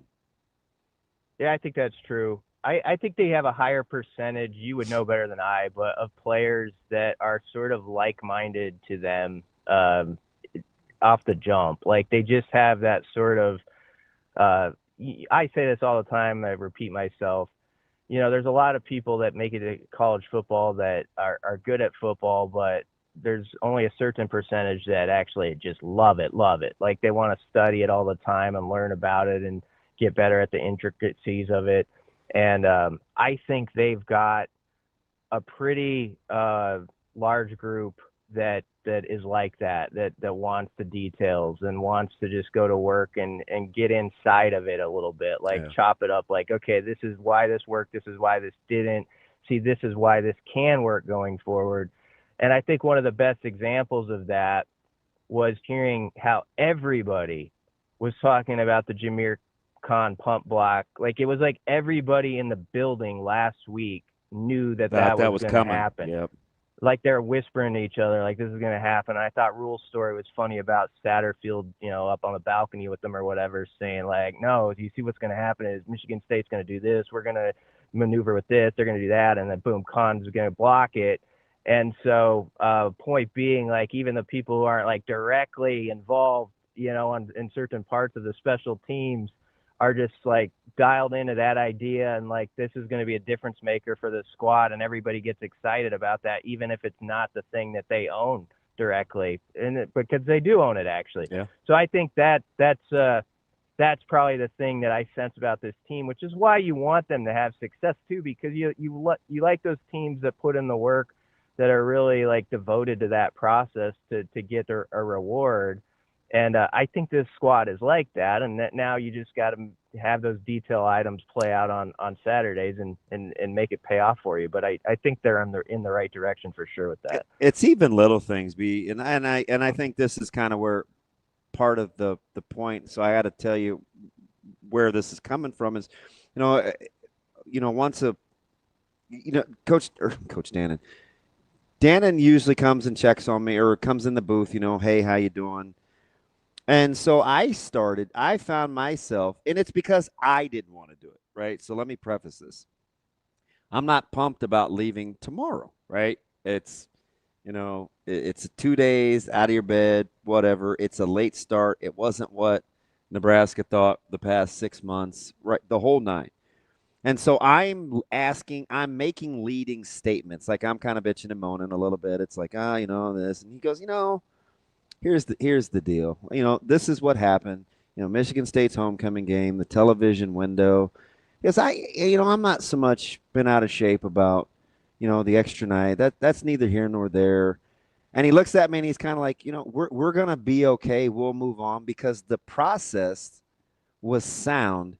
We didn't get the outcome we wanted, but the process in terms of how we were thinking, like, we can't apologize for. It just is what it is. And immediately I was like, that's just always how you're going to be, isn't it? Like, you're just not going to revel in what isn't. You're just going to keep trying to find what is. And if you're not like that, they don't want you around. You can't be around those guys. It's crazy how it's top to bottom.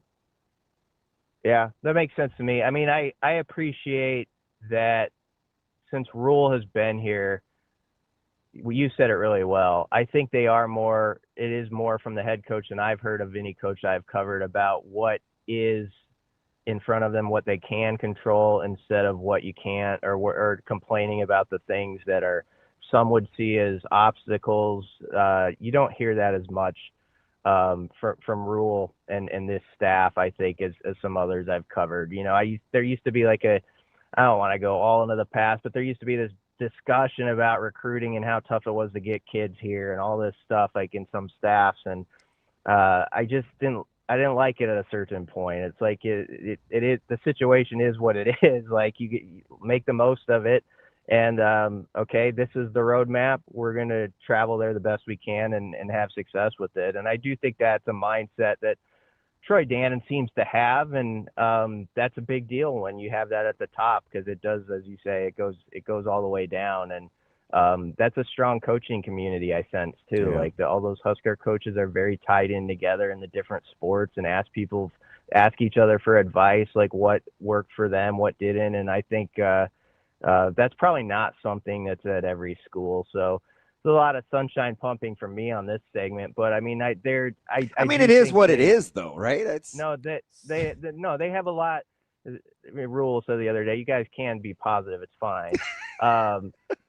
So I do think they've got momentum, and now it's like, make the most of it. Don't let it slip. But I think they've got something tracking, and this is an important week. I said it a week or two ago on the show. Like October was the month.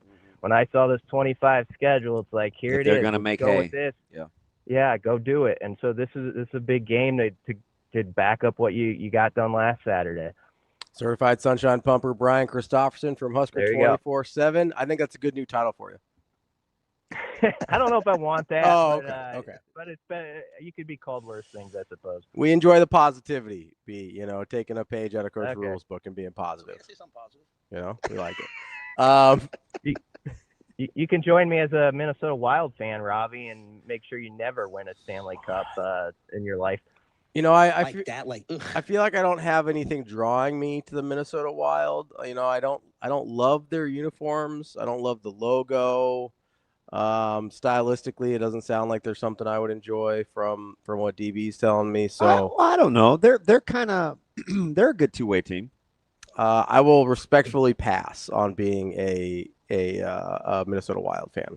But it's local. I wish I would have been able to respectfully pass on being a Minnesota Vikings fan when I was 4 years old, but I didn't know. I don't have the heart to break it to him, BC, because he won't get it. But they play in that Central Conference or that Central Division, and there's teams like Winnipeg and Colorado and Dallas and St. Louis. It's a meat grinder. See, I can't root for the Wild because I'm at heart I feel bad for the Minnesota Stars. You got Schaefer's Preds there. Feel bad for the Minnesota Stars fans. They got moved to Dallas, so we're gonna, I have to decline on the. Yeah, long gone are the days of Mike Madonna. You're okay. Yeah, Yuri Lettinen. That's all right. We don't need you. We'll get it done without you. All right, BC. We'll talk to you later. See you guys. When are you gonna come to my side and understand how important? And I was premature. I was. Okay. But I don't like to. I'll either get out in front and be wrong, or I'm gonna get out in front and be right. Remember what I was talking about? Like at some point, and I don't know when or what it's gonna take. It's just how I prefaced it. Okay. At some point, you have to be appreciative that those guys just roll with it. Yeah. Yeah. This is December. It's February. We don't know scholarship numbers. I'm like, you know how easy it would be for these guys just to be miserable. They just don't complain. Yeah. And at some point, you're gonna look at the leadership and you're gonna say, you know what? Those were the right guys at the right time to get us through choppy waters, because they kept keeping on, even though they didn't even know what rules they were playing by. That's why I thought on Monday Sam's call was one of the better points he's made with us about Rule and his leadership being kind of perfect for this place at this time. I don't know if he prefaced it with at this time, but we're prefacing that. Like, I think that is a hugely underrated part of this. Because I don't think there's that many head coaches or coaches in general that if there's so many things outside their control, actually do well. I don't think there's that many people like that. And you like the fact he runs into the burning houses. Yeah, I like that he runs in the burning houses. He's like, I'm not scared of that. He's like, my process works. I'm not scared of that. Yeah. Right? Like there's certain things that I'm sure he'd be like, actually, that's not going to work. And like there's certain places he probably wouldn't go because he's like, well, that's. There are 2 games under 500, and he says, this is what you get when you hire me? Yeah. That's conviction. Yeah. He may be absolutely bat bleep crazy and fall flat on his face. But you know what he's about. But you give yourself a chance with resolve. Yeah. You give yourself no chance without it. Absolutely. Right? So it's not foolproof. And listen, nothing's foolproof. But is anybody more perfectly built to deal with taking a surprise L in College Park than Coach Rule? Yeah, I mean, I hope we don't find that out. But well, I'm just telling you, he's built for it. Sure. Yeah. I think he's built for the. And don't act like deep down you wonder if he's not. He always wants to win and he wants to get over the top, but he's like, it's, 351 and he's still up AM, and he's like, you know what? Even if we lose to Maryland, I bet we could run the table, and then I could use this process of going through resolve and resiliency, and it's not always. I mean, we could find a teachable. Like I could just see him going through like this Socratic method. Yeah, the contingencies. Yeah. No, I get it. And listen, he's the sicko that's like, part of me hopes they return that opening kickoff for a touchdown and we see what we could do. Like that's the thing he said like 2 years ago. Yeah. And we're like, Coach, let's not do that. Like that would be. Let's pass on that, please. But State lose to UCLA. I do think there's a part of him. Don't you act like he didn't know? Oh, I know. I know. But there's a part of me that's like, I bet he sort of loved the middle of the game last week. Yeah. Like there's probably I guess we'll see where we're at. Yeah, there was like, now we got to find out. Is the team actually bought in or they bought in when it's easy? Right? Because there's a difference. Like actually bought in. And it's 2 weeks in a row. They're down 10 to Michigan, kind of left for dead too. Yeah. I can't tell you how many texts I got where like, there's going to be a blowout. Yeah. Like a lot of them. Yeah. Because we've, what's the old line? Oh, I've seen this movie before. It's a different director. They wrote a different screenplay. You haven't seen this movie before? Like that, like, ugh. It's going to never get old. We're going to talk to our guy, Andy Kendi, here coming up next. Let's take a real quick one, Shane. We'll be back here on Hurrdat Sports Live.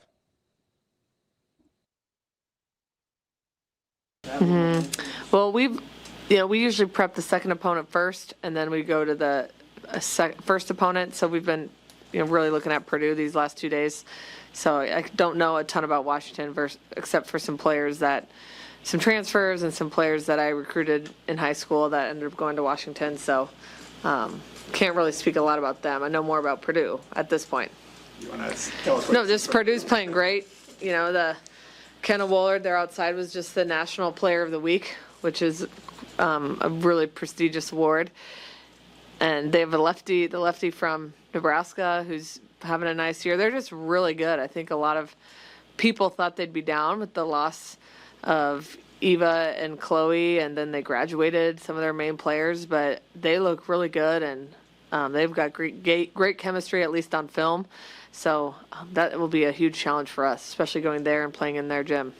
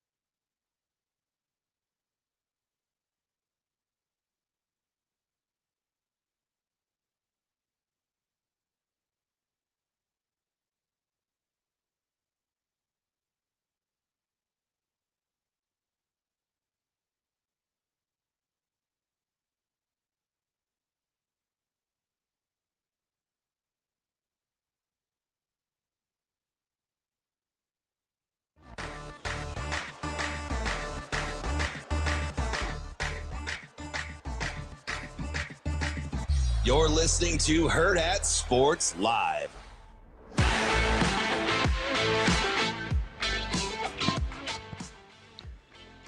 Welcome back, Hurrdat Sports Live. That's DBM Ravi Lulla here at Hurrdat Sports Bar and Grill, reminding you, starting today at noon, it's Wear Black and Give Back UNO 6th Annual Giving Day. Make sure you get to givingday.unomaha.edu. They're trying to get to 6,500 individual gifts and to support all things UNO. If you get a gift of more than $75, you will get a UNL belt bag as a gift back. givingday.unomaha.edu. Make sure you get out there today. We are joined now by Andy Kendi from KETV. AK, what's going on, buddy? What's happening? Morning, fellas. How we doing, AK? You're used to it, so I shouldn't even probably ask you this. You're well beyond being amazed by how weird and quirky and particular I am in public, right? We're good. I felt bad. I felt like I put you on the hot seat, and I eventually knew you had to return to where you came, and I was like, oh, fudge. All good. You sure? No, okay. all good. All right. All good. All good. Sometimes I just lose my mind. Don't enable him, AK. No. It was all good. It was. He did one of the.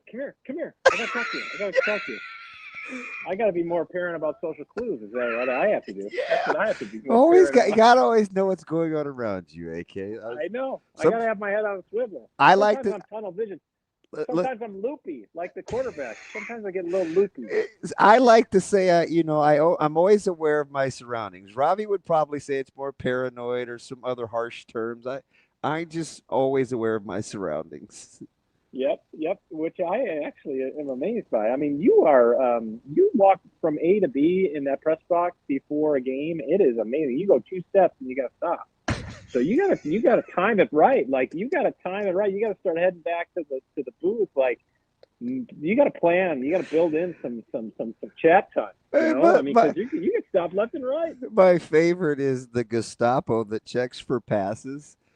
She finally stopped me Saturday after constantly chastising me because I did a little dance in front of her and I had my pass on correctly, and I'm literally dancing. It was like. I don't know. There's a joke in there. I'm gonna leave it alone. And so she's like, "Hey, come here." And I go, "Hey, what's up?" And she's like, "Did you used to play here or something?" And I was like, "No, it was so cute, AK." And I was like, "Yeah, it's a super long time ago." I was like, "That's neither here nor there." And she goes, "Well, when was it?" Yeah, with the back in the day. And I told her, and she pulled her glasses down, AK, like you know you're in trouble then, right? And she goes, I just want to remind you, young man, that wasn't that long ago. I was here gainfully employed. I was like, she's gonna really hate me now. That's right. That's why I avoid conversation, AK. That's why I avoid. Oh yeah. All right, so. Did you get the sense from your vantage point that something was wrong with Childs? Because he clearly was complaining for 3 3/4 quarters. I just didn't see the dude that I saw before, but I thought some of that might have to do with the tone set early about the Nebraska defense getting after him. But yeah, he didn't look like himself that I'd seen him earlier, but I think some of it really does have to do with the way Nebraska got after him early. And if you hit, as you know, if you set a tone early on a quarterback, they're going to start seeing ghosts and start hearing steps and all that stuff, and they're going to be a different dude. So I give some credit to Nebraska putting Aiden Childs in a different position, and they, credit their approach because while he got loose a few times, he certainly did not break the bangers that Bryce Underwood did. So that's good on Nebraska's defensive front. I thought they really played an improved game, albeit, people might say, oh, well, they still gave up whatever points. But you know what? I thought they took a step on Saturday. And I thought it was pretty misleading, to be honest. And Nebraska nationally, their national ranking giving up points per play defensively would support my premise. I get what they put on the score, but I watched how they did it, and I don't know. I wasn't alarmed at any one particular thing. Yeah, and even that long, the long annoying drive in the first quarter, which, the one that was like 19 plays or whatever, right? I mean that was it was just like, oh my God, just get them off the field. But even that they were just kind of dinking dunking and just taking little. They weren't getting explosive plays like they were giving up in weeks past. So I'm with you. I thought the defense played sure they gave up 27 points, but on paper. But you know what? I thought they played a much better game. And and the pressure they got to the quarterback, they might not have gotten home, but at least they got to the quarterback and made their presence felt. And I'll tell you, in a span of 5 games, Williams Nwaneri. I mean, I was thinking that this guy was going to come in and maybe come in on maybe certain pass play downs and whatever.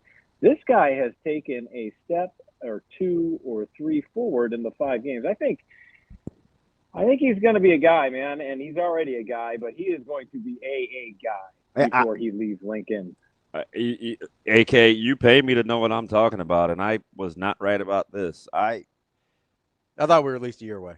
So maybe not a full year, but I thought from looking after after the spring, like full true serum, I did say I was talking to a couple former guys, and I said, you can tell he could do these drills, AK, and it was unbelievable in his bend. But then you'd watch him in team, and I'm like, I don't think you can get away with that. Not interior, it'll be risk reward. Sure. So I kind of liked Hofkin and Petschok a little more in terms of not their upside, but their readiness to play. So what Nebraska did, which I think they need to get, they situationally found a way, because this is part of development, right? They situationally found a way to get him acclimated in a hurry by taking less off his plate and letting him dominate that. They'll go back and add more later, but it's like, okay, this is what he does well. We're just let him do this. And I go back to something Coach Butler said in the coaches' clinic. This is way back in February, and he's got all these coaches of varying aptitudes and success rates, and he goes, I'm just telling you guys, I've been in the NFL for X amount of years. I've seen a lot of defenses. He said one of the things we take for granted is we let our players do what they're good at. And there's kind of this awkward silence in the room, kind of chuckled. And he goes, no, I'm serious. How many of you guys, you come up with these schemes and these plans, and then you go back and you ask yourself, okay, why isn't my guy doing this? And then you have to say, well, is he good at it? He goes, we work backwards in our process. And he showed these cut-ups of Shavers. He goes, right now Shavers is an elite level blitzer. So what do you think we should let him do? We should probably let him blitz. Right? And I just was like, oh, okay. And then I look at what's happening defensively. Donovan is a natural boundary corner. It's not as easy as playing Wright, Jones, and Marshall. He thrives at a certain role playing corner. Let him do that. Right? It's just the little nuances of allowing guys to flourish at what they're really good at, I think is pretty underappreciated. And Nwaneri, listen, AK, I'm an OC. It's you. You're like Norm Chow. You're like Norm Chow Kendi, right? And you're thinking, shoot, 15's on one side. This 96 is on the other. They got these 2 other guys in the middle on the sick. Oh, God, we may have Houston, we may have a problem. You know what I mean? That's how you have to start to maybe think now. Yeah, and tell me how, to have a guy on the edge, it's been a minute since Nebraska's had you got to account for this guy. You got to account for 96. You got to account for, 15, and you've got to really, and then, you want to pass? Yeah, good luck with that, with the defensive back end that they've got right now. And the depth that they have in the defensive backfield is just, oh my goodness. You take out Malcolm Hartsock, who started how many games, right? Yeah. And it hasn't missed a beat. Right? Yeah. Sierra Wright handling that nickel tackling role has been impressive. Oh, he's been terrific. And Sierra Wright doesn't get the credit, obviously, because how many times does he get thrown balls at, right? The guy, people just stay away from that guy. Yeah. And I don't know. think Michigan, and sometimes he's in the nickel, right? It's how they situationally move him. I think Michigan State doubled the pass attempts against him for the season. He went from 5 to 10 because Michigan State tried 5 times. So he's got 10 through 5 games. And you know what, fellas? The other guy that we don't talk about is Javen, right? Yeah. So he had, 10 tackles. And for people who don't know his story, I'm sure most of your listeners do, but I mean, it's just kind of good on Jay. Like, it's one of those stories that you're like, God, you know what? Good for him. He's playing, his 7th year college football, and he's playing his best football. And I'm just happy for the guy because he's such an engaging personality when you get to talk to him. And he's a guy that you leave an interview with, and you're like, God, we're not supposed to root for guys, right? But you root for guys like that, right? I mean, you want good things to happen for a guy who's overcome so much adversity. And what does he do on Saturday? He just leads the team in tackles and, picks up, three and a half TFL. And didn't love the way that he played against Michigan, right? His bounce, but he just, I mean, that's resolve. Yep. And this is why, I actually am looking forward to Saturday because I really do. I watched the Maryland game against Wisconsin yesterday in the office, and I like this matchup, and I think Washington's a terrific talent, and will be an awesome quarterback before he's done, and he can really sling it. But I like this matchup, defense versus offense for Nebraska. I like the black shirt matchup this Saturday. I really cannot wait to see what John Butler cooks up for this young quarterback. Isn't it amazing how in just a few short weeks the narrative on Coach Butler has shifted in a hurry? Now it's what's he going to get in the lab and do? 2 weeks ago it was, man, do we miss Tony White? You know what I mean? It was right. No, seriously, I don't think that's not hyperbole, right? No, you're right. It's just funny. It's it's hilarious. Couple with that, with what Florida State's done the last couple of weeks, it's such a buckle up, a roller coaster ride because that's what college football is. And so right now, I like where Nebraska's at in terms of defensively. Now, offensive, you can nitpick their middle 2 quarters and all that stuff, but for what they did playing complimentary football Saturday with special teams and the defense, I mean that was we hadn't seen that in a long time for a Nebraska team to really get put over the top thanks to defense and special teams, and I think that really, really was the key Saturday. AK, when you're looking at kind of strength on strength, right? Maryland gets after the passer. Really, they're top 5 in the country in points per play defensively. Nebraska, conversely, really good offensively and points per play. Rubber's going to meet the road here at some point. Which of the game within the game kind of, I think Maryland is really poor with their kick coverage, right? Nebraska's been exceptionally good in their kick return game. When you're writing a future headline for Sunday morning, what do you think grabs the headline first? I think it's going to be. I think I'm going to stay on the special teams. I think it's going to be a special performance by Nebraska. I think they're going to take another step. I think Ja'Cory Barney is so damn close to getting one finally to the end zone. I think he is so dynamic and a game changer. Think about the field position of where they started each drive for Nebraska. Yeah. I think that's such a you just take it for granted, and when you look back, you're like, oh yeah, I remember when Nebraska would either fair catch or let the ball bounce or whatever, and they were backed up inside their own 20. Well, that makes the field longer. Well, look at what happened when the defenders can stick the gunners, and Ja'Cory Barney has 10 yards in front of him, or he can make a guy miss and get 10 yards in front of him. That is such a key factor. And I think, too, looking at Maryland's defense, they've got some guys, no question, that Nebraska's going to have their hands full. Like that number 1, that Wingate guy, he is twitchy. I saw him. He's twitchy. Oh, yeah. Made play after play after play against Wisconsin. He was a difference maker. And, that Sidney Stewart's pretty good too. And I tell you, they're going to, it's not going to be an easy afternoon in College Park, but I do think that Nebraska will do enough offensively to keep Maryland at bay. And whether it's, quick passes, screens, whatever to negate their coverage, or maybe they go quick slant, what have you. I think they will be able to move the ball if they can protect Dillon, and that's always obviously the number 1 key to moving the ball offensively for Nebraska. That is our guy, Andy Kendi, KETV, AK. Appreciate the time as always. We'll talk to you soon. Thanks, AK. Thanks, fellas. DB, have a good weekend down there in Maryland. Hey, so what are you doing? I'm anchoring Lauren Michelson making the road trip. She's making the road trip this weekend, so take care of her, all right? Fudge. I don't know if we'll be anywhere near the hemisphere of where regular people are. I mean, did you not hear the travel itinerary? I did. But Butler was hilarious. He goes, I don't know, Bethesda, College Park, wherever it is, we're getting our workout in.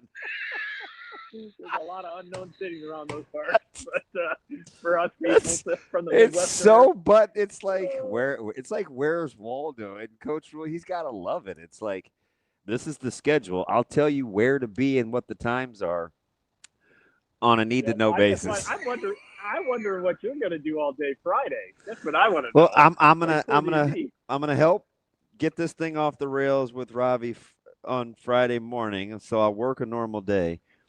Friday night, I will be glued starting at 5:55 with our pregame and our staff with Elkhorn South. Yep, that's our mobster matchup, by the way. Hey, we got to. Hey, back to back. You'll know right where we're at. We've got Elkhorn South this week and prep next week.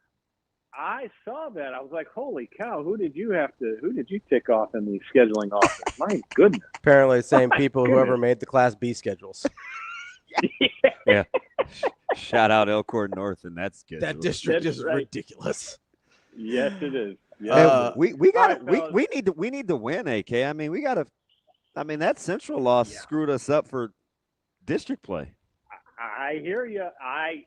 And these are real testers for you guys.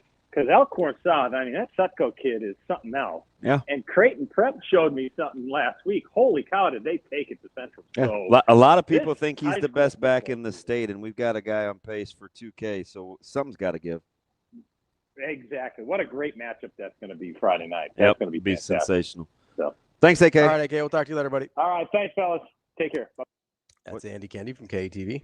Yeah. Yeah, that'll be good. I think that's where I'm going to go on Friday. I mean, why wouldn't you? Elkhorn South and West Side, out at the old high school in Elkhorn.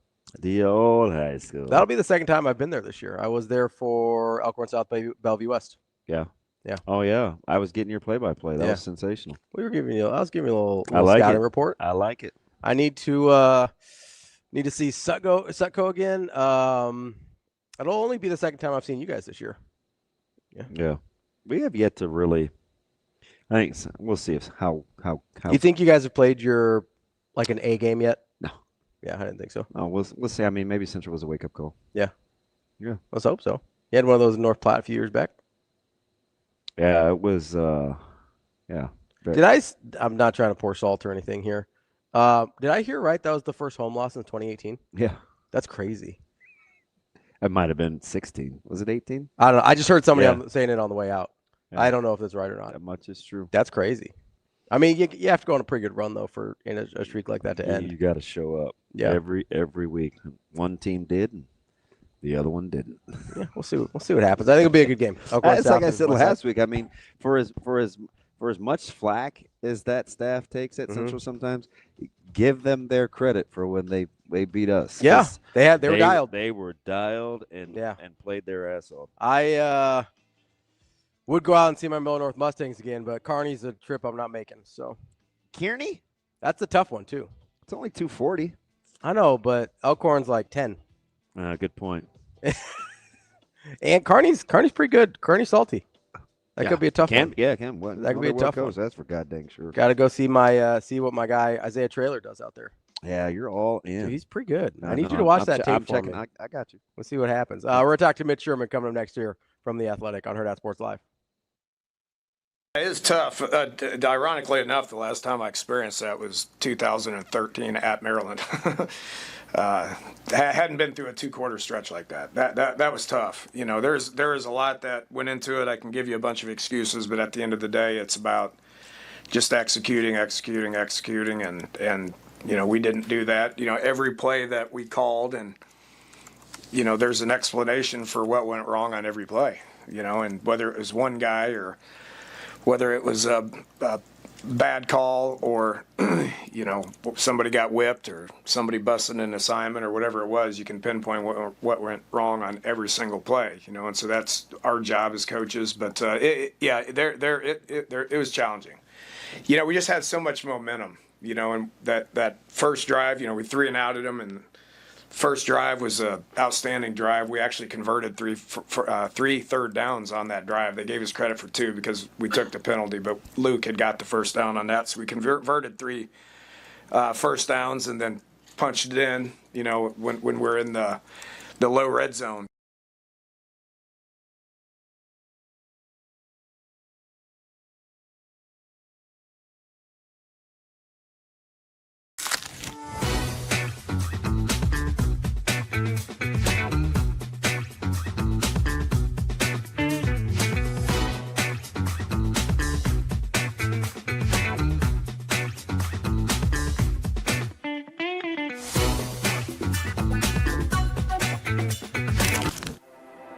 At Centros Federal Credit Union, we have the tools and resources to help our members fulfill their financial goals. With a focus on building a stronger community for the next generation of leaders.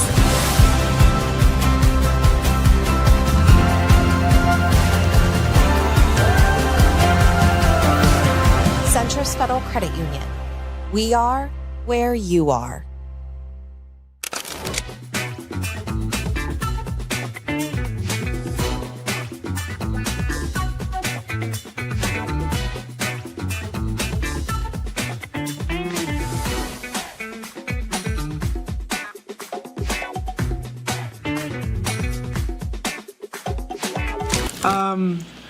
I would say, especially being taller athletes, just naturally, just athletic, you get to the Big Ten and everyone's just like you. Everyone's just as tall as you. Everyone's just athletic, explosive, can hit just as hard. And so learning how to kind of mature in your game, I feel like is super important. I feel like you kind of get here and it's not a rude awakening, but it's a little humbling at first, but it's something that you need to kind of get used to. It's a different game, especially at the level that we play at in the Big Ten and just at Nebraska. I think having to mature and your points look a little differently than they do in high school and club, and all important, but I just feel like you just have to learn how to up your game in that way. Mm-hmm. I feel like you have to be very disciplined. You can't just power through anything because everyone is very talented. Everything has to be very strategic, calculated, and yeah.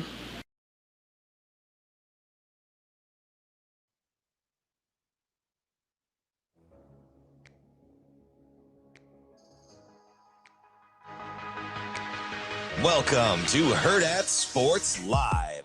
I think they continue to improve. Obviously, the results show that we hit the quarterback. We created more havoc and made more plays, in that regard. So from a results standpoint, you can see that we got some rewards there. I think the results came from not just the work we put in this week, but the continued work through the year and the emphasis of how to win in one-on-one pass rush, how to attack their protections, how to get off blocks, how to effectively move, how to get more population to the football. So I think that really with that, just like every position on our defense, it's all a work in progress. But I think because of the youth and the experience there, I think they'll continue to get better. Welcome back, Hurrdat Sports Live, presented by Centros Federal Credit Union. That's DBM Ravi, Lulla here at Hurrdat Sports Bar and Grill. We are joined now by Mitch Sherman from The Athletic. Mitch, how are we doing this morning? Doing well. How are you guys? I thought we were going to talk some volleyball there. I was excited for a second when I saw that clip of Sigler and Obeche. We can always talk volleyball. Yeah, that's no problem here. No, you guys drive the bus, man. Your show. Robbie was. I'm ready though. I'm ready. He loves our volleyball text strands day to day, so I'm sure he's chomping at the bit because you do like when people are playing against perfection. I do. I like when you're playing against the standard and you're playing against yourselves. He gives me a hard time because the rest of the group chat is much more versed on the intricacies of volleyball than I am. I'm just like, go Nebraska. And so the chat gets away from me a little bit sometimes. He's like, hey, we haven't heard from Ravi in like 3 hours. Can we do a wellness check? And just be like, what's up, bud? And so I've got a couple of chats. I've got a couple of chats like that where I'll chime in like once a week, and there have been like 115 texts that have been shared. It does get the intense. Time that I last did. Yeah. I mean, we talk about, rotations and 6-2s and opposite. Oh yeah, man, I'm all up on that. I wrote about Virginia Adriano last week. Like it was well timed right before the Penn State match, coming off of her. She's awesome. I got to sit down with her the week before, 2 weeks ago, and just hear her talk about her journey from Italy and how that all went down during the Nebraska coaching change and the way that she was recruited. And talking to Jalen Reyes about that was awesome too. So can't wait to keep covering them, preferably all the way through December in Kansas City. Let me ask you something real quick, Mitch, before we transition. And maybe you're not surprised, maybe you are. Because I think the one thing, like if you look at like Nebraska's success over, the last 10, 15, I don't know, you just go back to maybe Pettit. It seems like now the next phase for this team's completeness is like service pressure, right? That wasn't one of the things that kind of used to jump out at me with this volleyball program, was the pressure they put on you serving, right? Because it obviously can lead to some errors, but Nebraska's service pressure seems to have been ramped up quite a bit. Intentional, you would assume, right? Oh yeah. I mean, I think the thing with Danny Busboom Kelly is that she wants to be the best at everything. Like she's ultra competitive.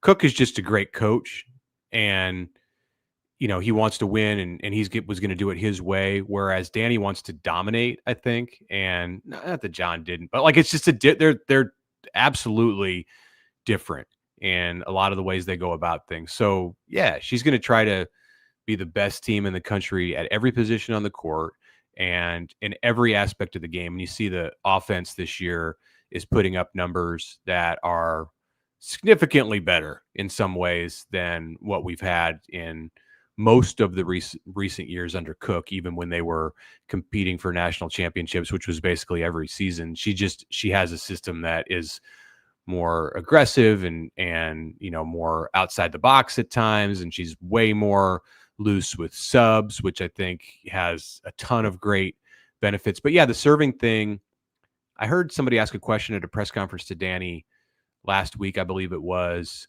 about how Nebraska is way down near the bottom in the country in aces. And that's only one way to judge service pressure. They're not acing a ton of teams, but if you watch that Penn State match, and maybe that's not the best example because Penn State just really poor everything. Passing. Yeah. They're putting pressure on teams by putting the ball in places where it's hard to pass. And it's not just Penn State. Like that's why their opponents are hitting like under 100 for the year. So even if you're not getting, piling up aces, like some of that I think is intentional and strategic in order to just create out of system situations for their opponents. Mitch, going to change gears on you here. Wanted to ask you about, I know you've been like on Twitter and things, you've had some very strong feelings about kind of the way high school football has gone in the state of Nebraska. Obviously the news recently with Lincoln High canceling their game against Millard South. I think this is a topic that, obviously all three of us care about a lot. I love high school football in this state. Obviously, DB has invested a lot of time there as well as you have. I guess as you look at what this is, do you think – I think I want to start with, do you think there's a good solution that actually fixes the problem, or are there just better – do you think there's just better versions, but maybe not like a fix-all? Yeah, you got to start somewhere. Yeah. And I don't know what the end result is if, you're going to end up with a situation where everything is great. Probably not. Look, there's a lot of different points of view, and the end game for certain programs looks much different than it does for other programs in the state. We live in a state that has, as most states do, but it's It's really magnified in Nebraska, like the difference between the heavily populated areas or the more heavily populated areas and the urban areas. The rural areas, and like they're in this situation, and moving forward, it will be the same. Like some of those schools are competing for the same trophies at the end, and it's like their method to get there in Kearney or North Platte is just going to be different than what it is in Omaha or Lincoln. So you have some of that like natural conflict, and then like throughout the individual classes, and there's in Class A, it's a lot different than Class B, but there's similarities too. I don't think that there is one way to fix everything, but I do strongly believe that you have to do something. You have to change something in the way that the classifications work so that it's not all entirely based on enrollment numbers, and then, fiddle with the schedules too, so that the teams the like-minded programs are playing each other. I don't know. Like, I come at this from a different perspective. Like when I'm posting about Nebraska football or college football, like it's entirely from a professional point of view. And with high school football, it's way more mixed. Like maybe I should have like a personal separate Twitter account that doesn't get viewed by as many people, where I can go on there and tweet about high school football, because like I'm not coming at it necessarily from a journalistic standpoint. Like I'm a parent who has kids in these schools. So my point of view is totally different, maybe more emotional, more, I'm going to react differently to something than I would see like on the field or court, in college sports. And people don't always get that. Like, why would you get that? Like, you see it's the same person, commenting. So I get myself in hot water sometimes with that, and that's fine. Like, I know yesterday when I'm on Twitter and I'm commenting about looking the other way. That, are you talking about that in particular? Yeah. And in the evening too. I was surprised. I think we can have this conversation. I'm not telling you anything you didn't start the conversation with. That I was a little taken aback at that immediate response. But given how you prefaced the emotions and parenting and different than a journalistic standpoint, it is, and I don't expect it's people social to media, right? Like I'm not judging that. Yeah, I'm not out there writing articles about high school football, although maybe I will. And I looked at it last year during the state playoffs about doing something that was more geared for a national audience about this situation in Nebraska where there's this competitive imbalance, and maybe this is the year to do it. I don't know. We'll see how the next few weeks go, and some of that's going to depend on like Nebraska's season in November too, and if I'm knee deep or I'm either knee deep or neck deep in coverage of the Huskers. It could go one of two directions. So Damon, I do think like that there are people. I don't think that's too strongly worded to say that there are people who want to look the other way. I think there unfortunately are administrators. Are you talking about at the high school level or at the scholastic, at the NSAA level? Well, I mean, it's one and the same, as it was pointed out to me later, and it's something that I know. I understand that you do have some people in admissions and athletic directors and principals that share different opinions than what is actually happening at the NSAA level. I think there's a lot of people within the building.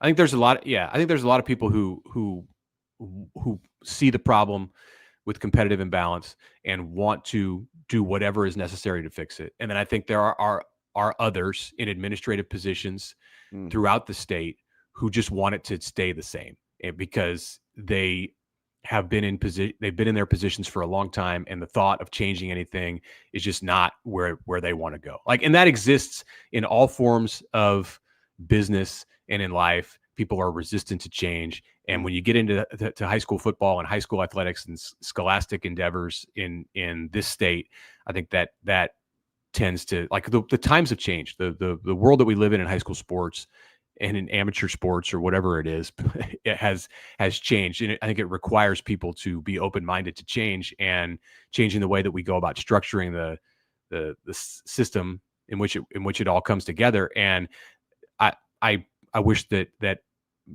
there was a higher percentage of people who run the sport at the school level, school by school level, who were open to fixing the problems that are there. Mitch, I as we're having this conversation, it's maybe this is just me being stupid. It's the first time I've actually thought to myself, I wonder if this happens other places. Like, I wonder if it's a national problem. It's a total right? So, like, I guess, immediately think Dallas Carter. Well, I think I went to, like, De La Salle didn't lose a game for a decade plus, right, in California. So I'm like, there's got to be at least some elements of that. I guess I just wonder how widespread that is. And I don't know, maybe you've looked, but for some reason, that's the first time I've thought of this. When you said, hey, maybe appeal to a national audience, that was the first time I thought, well, this probably happens other places too, right? Yeah. Yeah. Only like on anecdotally. Like, I haven't dug into the data and assessed how many states have the same problems, but I think most of them do. I mean, it's certainly not unique to Nebraska. Some of the like different viewpoints that exist. It's all over the place in states all over the country. So I think that there's plenty of places that are dealing with this kind of stuff, and it would be interesting to look at how other states have tried to manage it. Because I've looked at certain, sometimes you look at like, oh, this particular place only plays for a city championship or like a whatever, and so I do, or you've got the ones that split up private versus public and things like that, where that's a.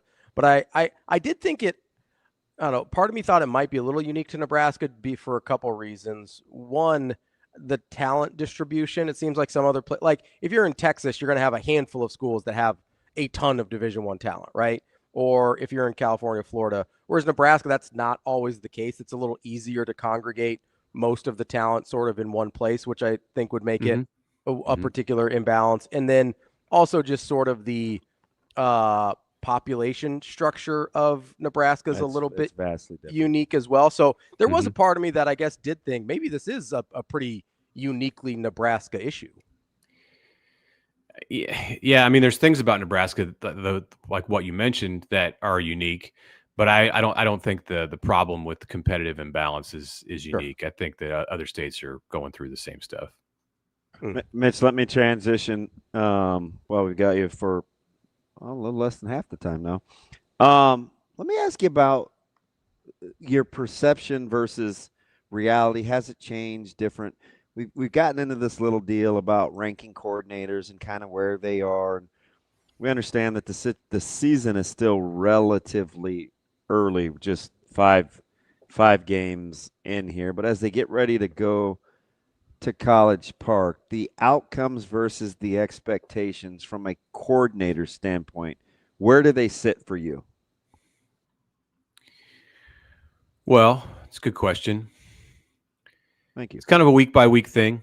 The offense last week, I mean, you can look at it at the end of the game and say, hey, 31 points the offense put up. Like, you'll take that just about any week, especially when your special teams is playing the way that they were. But, I mean, we all saw it, and it's reflected in the yardage total at the end. Nebraska had 260 yards and failed to capitalize often on a short field and had missed assignments and gave up too many sacks. Like, it's all been dissected. So right now, the outcome that we're seeing offensively, and it's like week by week, but at this moment, the outcome in the last game fell short of the expectation.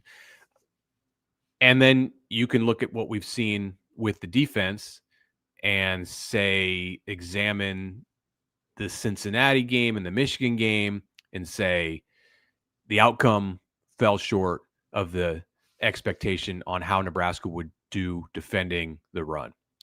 But overall, like in a 5-game picture, I think that they're doing pretty well. Like, I don't think that people should have a whole lot to gripe about when it comes to Dana Holgorsen or John Butler right now. Like, what we thought we believed, so expectations coming into the season about those two and their level of competence, like the confidence that you would have in both of them to build an offense and a defense that allow Nebraska to compete in the Big Ten just about every week and be in position to win 8 or 9 games, the outcomes are showing that like they're living up to the expectations. So yeah, in a 1-game setting, sure, there's times where you fall short, but they've won 4 of their 5 games, and I like their chances here to do well in October and be in a good spot going into next month.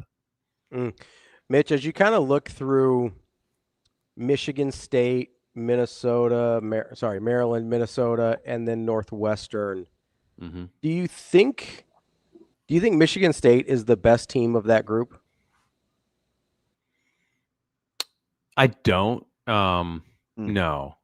It could be Maryland, but I'll have a better judge. I'll be a better judge of that after this week. Sure. I don't know if with Maryland, it's the same that we've seen from Maryland in recent years, where they tend to get off to a good start and then get beaten down by the week after week of the Big Ten. I think they have a special guy at quarterback, so some of that will be avoided this year because I think he'll win games for them that they may not have won in the past. And the scary thought for Nebraska is like this could be one of those games. Like if Maryland's going to win games that it has previously lost under Mike Locksley, because it has a special talent at that position, then you're not going to look first at the Ohio State game or the Penn State game. And I don't even know if Ohio State's on or Penn State is on the Terps schedule this year, but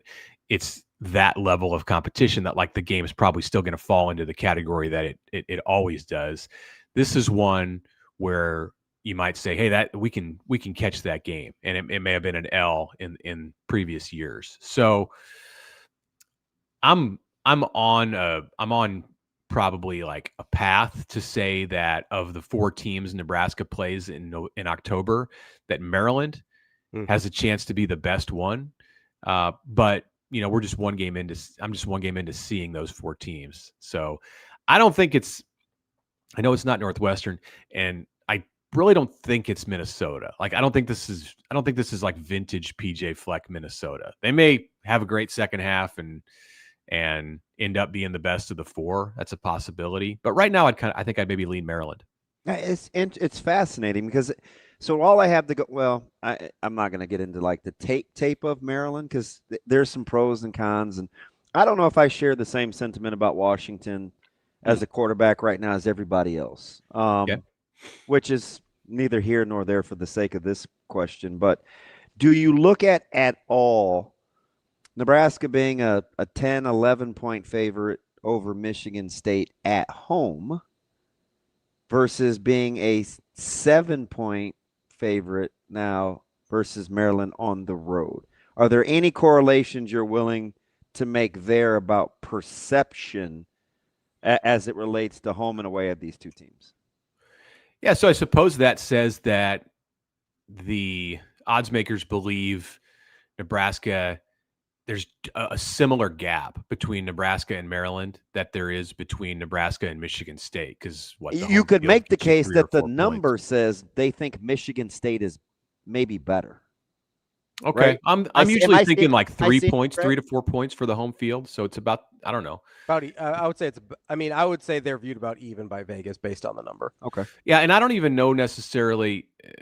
This is probably reading more into it than what the odds makers think. I don't even know so much if it means that they view one of the teams as better. I think that means they view the matchups pretty similar. If Maryland and Michigan State play on a neutral field, I'm not sure that it's a pick 'em. But when you match both of them against Nebraska, you're going to come up with the numbers that you came up with, and some of that might be because of like the individual offense versus defense matchups in those games, or what happened in the weeks prior. Now, Nebraska and Michigan State were both coming off byes, so that's not necessarily as relevant. But there's a lot that goes into setting those numbers. I don't know. I hadn't given that. I mean, because we're going to look at consideration. Minnesota next week, and it's going to be a different number, and that's not necessarily going to be indicative of like travel. I don't think it always means. Yeah. It's not like a power ranking necessarily. It's Right. more to me. It's more about the individual matchup of the two teams. Mitch, as you look at what we saw against Michigan State this past weekend, and you say, okay, you've got this really ugly stretch of game in the middle of the game, but looked pretty good in the first quarter, looked pretty good in the fourth quarter. There were things you kind of liked along the way, even through the ugly stretch. How do you remove yourself? Because I've been asking this question a lot about how you remove yourself from the roller coaster of what's happening in real time versus, what the numbers end up telling you. How do you personally go through that process in kind of like trying to give a journalistic take on what's happening? In real time, it's hard. I felt like I probably failed at that on Saturday because I, behind the scenes, like have to have some takeaways ready to go at the end of the game, like my thoughts immediately when the game ends. And so obviously I have to write those and come up with those during the game. And I start here in the middle of the third quarter, and it's all just doom and gloom because it's like, man, what did we get sold about this Nebraska offense that just didn't prove to be right? And then they go and score 24 consecutive points, and it's like, oh, okay, well, that's all right. Hey, but by the end of the game, like my computer screen was a jumbled mess because I had this whole section that was like, oh my gosh, the season is on the brink. And then what a great finish for Nebraska. Excellent response to getting down for the first time in the game. Yeah. So as the day went on and we did the interviews and revised the initial article that went up, like I was able to kind of massage that into something that was more balanced. But yeah, that was as tough of a game to come away from with initial reaction to as any of there's so many Nebraska games over the years that have gone down to the wire. And so I'm like accustomed to having to write those things on the fly without necessarily knowing who's going to win. You kind of have to guess one way or the other in the third or fourth quarter and hope that you're right. And if you're not, maybe have a second version ready to go. I did that in the Cincinnati game, or I had one version of the story if Nebraska won and one if it lost.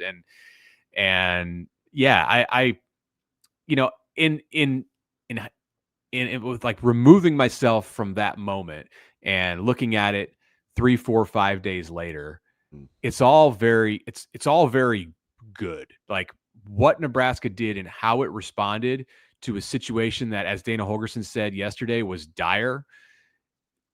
We just have not seen Nebraska do that. And we've seen Nebraska pull out a game here and there. I mean, they pulled out a game where they were trying to collapse, I think, last year in the Pinstripe Bowl. They've pulled out some other games. Many have gone against them.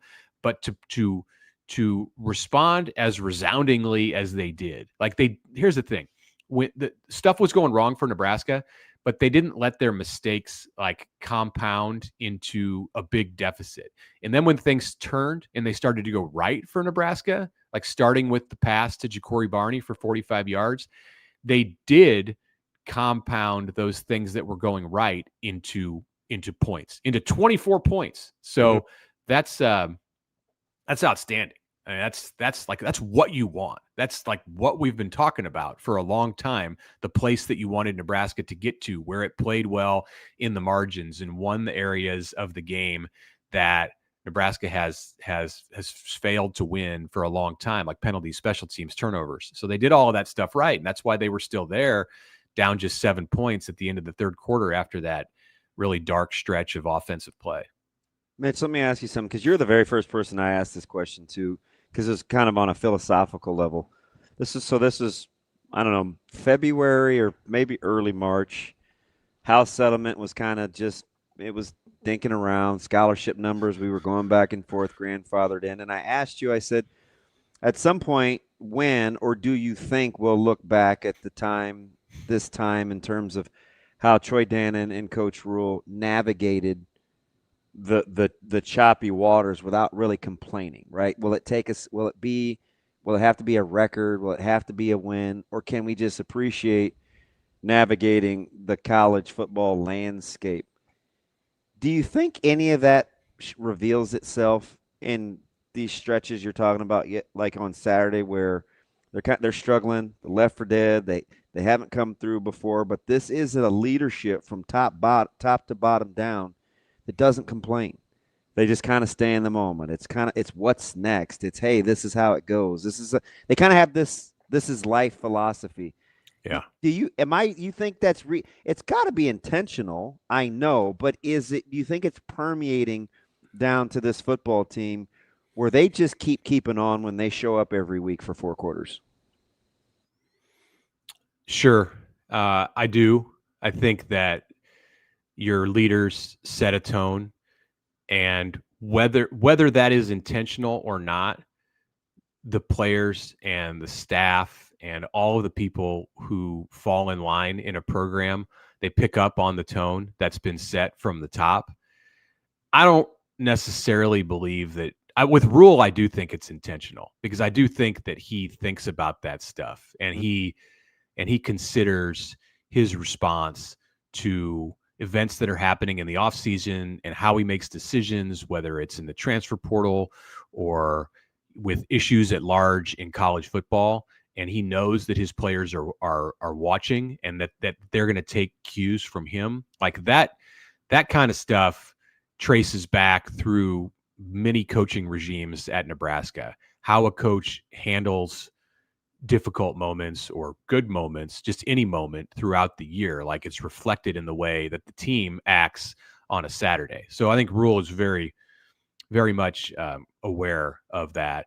I don't think it's so much with Troy Dannon. I think he's thinking on a bigger picture level, and I don't think on a day-to-day basis he's considering like how his actions might set a tone for the players. Now, I think he thinks about how his actions set a tone for the coaches to follow. And in some ways, that's what makes him a good fit for Matt Rule. Other coaches within his athletic department too, he's thinking about, and I'm sure the hope is like that Dannon can set a tone for those coaches who can then pass that on to their players. But yeah, I mean, it's a good thought, and it helps for sure to have competent and patient and mature leadership that it definitely helps in a situation that you find yourself in, like Nebraska did on Saturday. That's Mitch Sherman from The Athletic. Mitch, we appreciate your time as always. We'll talk to you again soon. All right. Thanks, guys. Thanks, Mitch. That is Mitch Sherman from The Athletic. Appreciate him letting us take him a few different directions in that one there. Volleyball, high school, Nebraska football, all over the place. Curious Ravi's a good Ravi. I like to ask questions sometimes.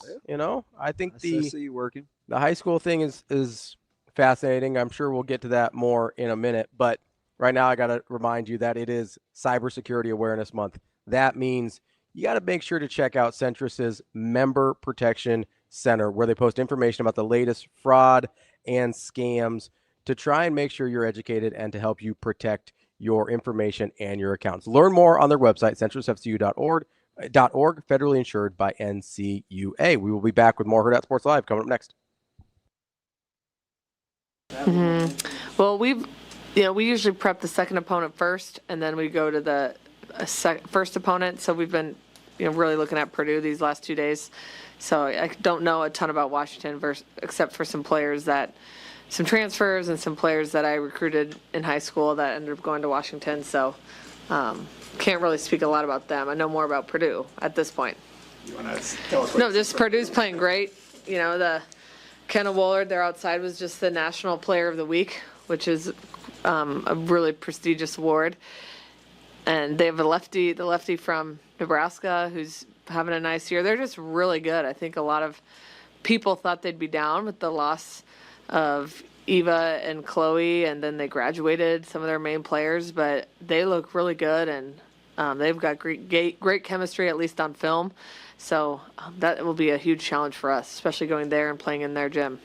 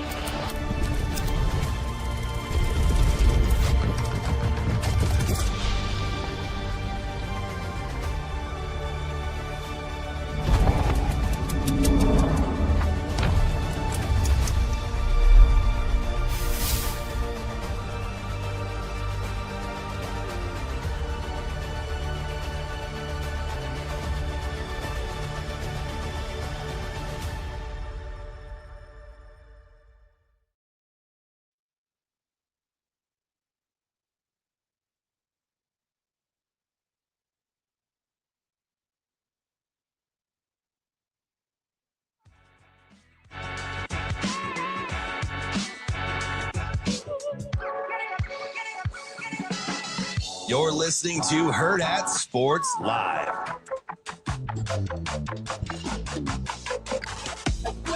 Welcome back, Hurrdat Sports Live, presented by Centris Federal Credit Union. That's DBM Ravi Lulla here at Hurrdat Sports Bar and Grill, reminding you, make sure you get out to bbbsmidlands.org to sign up to be a mentor. It doesn't take a lot of time, just 4 hours a month to make a huge difference in the lives of young people. It's not about being perfect. It's about showing up, and you won't have to do it alone. BBBS supports you every step of the way. Get out to their website, bbbsmidlands.org, to learn more and to sign up to become a mentor today. DB, what up? How we doing? We doing all right? We're good. A little mid-show check-in.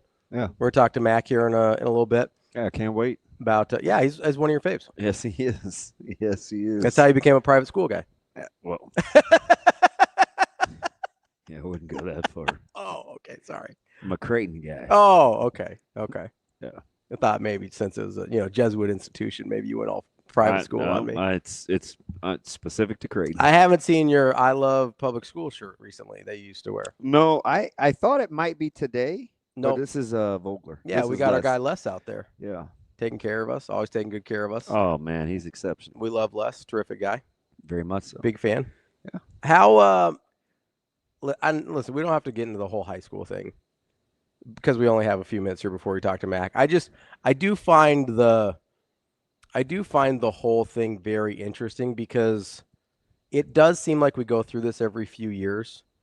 And every few years, it's like, hey, we know this has happened before, right? And this is happening in other classes. Like, if it was a open enrollment versus closed enrollment versus, getting players all congregated together, this theoretically wouldn't happen in the other classes, right? Mm-hmm. But it does. Like this, it happens regularly and maybe worse in other classes than it does in Class A. So I just sit here and I go, I get that it's a problem. I don't know. A, I don't know if there is a solution without doing something like drastic. And B, I don't know why there's certain times we care and there's other times we don't. I think that's the part that's confusing me. I think times we. So it's interesting because it does seem selective, right? And its totality. Mm-hmm. It's a super hard solution. Yes, for sure. Right, but there are microcosms. What I think makes some people upset. Okay. Is it's a small community, so like people are they're well aware, right? Whether it starts at the youth level or inviting kids to games. There's things that go on now with suggested quote unquote NIL to come to high schools, mm-hmm. or getting places for people to live. There are those small pockets of things that happen. Sure. Right. That are kind of above and beyond. Yeah. They're a little extreme. Yeah. Right. But I mean, people are lying if they tell you they're not, that it isn't happening. That it isn't happening. Yeah. Like and questionable. And the problem is sometimes it's those people that are actually talking. Sure. Right. So they probably just need to be quiet. Okay. Fair, totally fair. So I think that rubs people the wrong way. Absolutely. But understandably so. To the total problem, I'm not sure what you do from a population standpoint other than what they've started with the scheduling. Yeah. Yeah, which I agree. That right. I mean, that was a reasonable the whole move. Band-Aid over a bullet hole is going to be a legit thing. Mm-hmm. But you have to put one foot in front of the other. And it was a smart move that doesn't totally uproot the entire system. Yeah. Right. Because I don't know if you have to. You can't really take a year off to overhaul. Sure. Yeah. But yeah.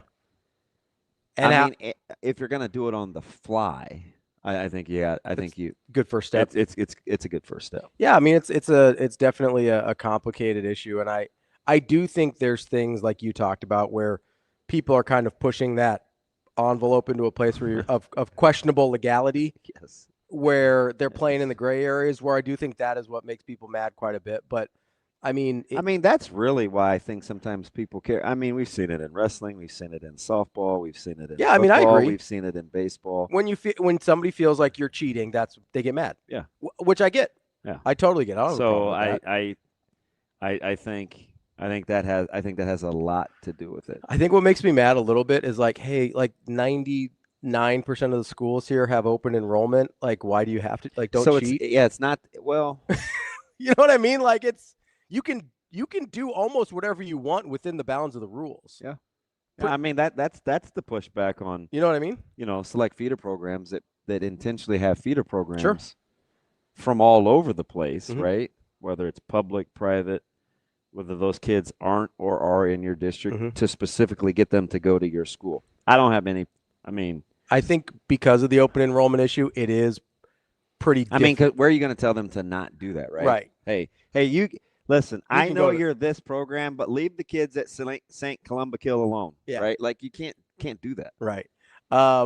We've got our next guest with us here. It is the head coach of your Creighton Bluejays. I just lost him. Okay, just kidding.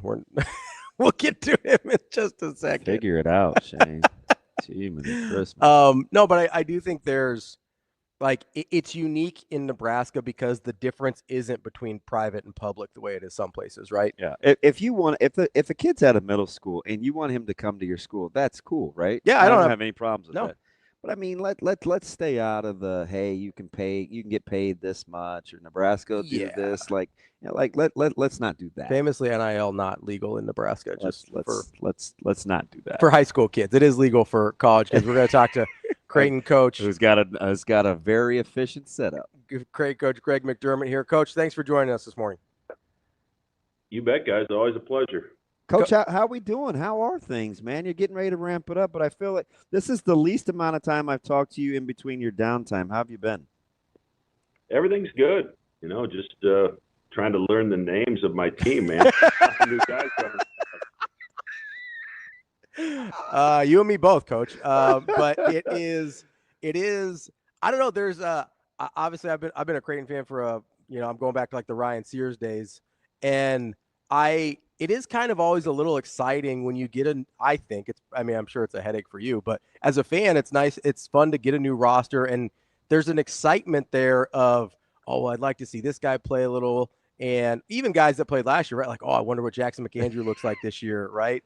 Like, is there any of that as a coach? I mean, besides the logistical headaches of it, is there any excitement there where you're just like, oh, I think these guys could be pretty good? Yeah, I mean, obviously, when you go through the recruiting process, there's a reason you bring these guys in, right? You think they're a fit. You think they have the skill set that fits how we want to play, and they're great dudes. They've really been a lot of fun to be around, and we've got a roster that's as deep, probably of any roster I've ever coached, and it's just trying to figure that out because there really has been 13, 14 guys that at times during the first 9 practices have looked like they belong in the rotation. Yeah. But obviously you're not playing that many guys. So, how we're able to kind of figure out, who fits together the best, and, then how the guys that are on the outside looking in handle that, that's gonna loom large into, how successful we can become. Coach, let me ask you something. There's I always talk about this because it stuck with me when you transition to the conference. So the first part you'll have heard before, right? Where you said you had some non-negotiables when you were going to recruit and what those were, and you'll get a better feel as you get more accustomed to the Big East. But you had those non-negotiables. As you've gotten into this conference and the freedom of movement has become greater, do you find yourself internally negotiating more the quote-unquote non-negotiables, or are they still what they were for you in 2025? Yeah, I mean, things have changed so much since 2013-14 when we went into the league. I mean, this job is a totally different job. It's not even close to the same. Yeah. But, we're still trying to recruit guys with skill. And, I have to remind my staff every once in a while when we don't look the best defensively. We didn't recruit these guys to play defense. We recruited them because they had a high level of skill, and then we'll figure out that part of the floor. There's a lot of ways to build programs. Some coaches they want long, they want athletic, they want defenders, and then we'll figure out how to beat somebody 56-54.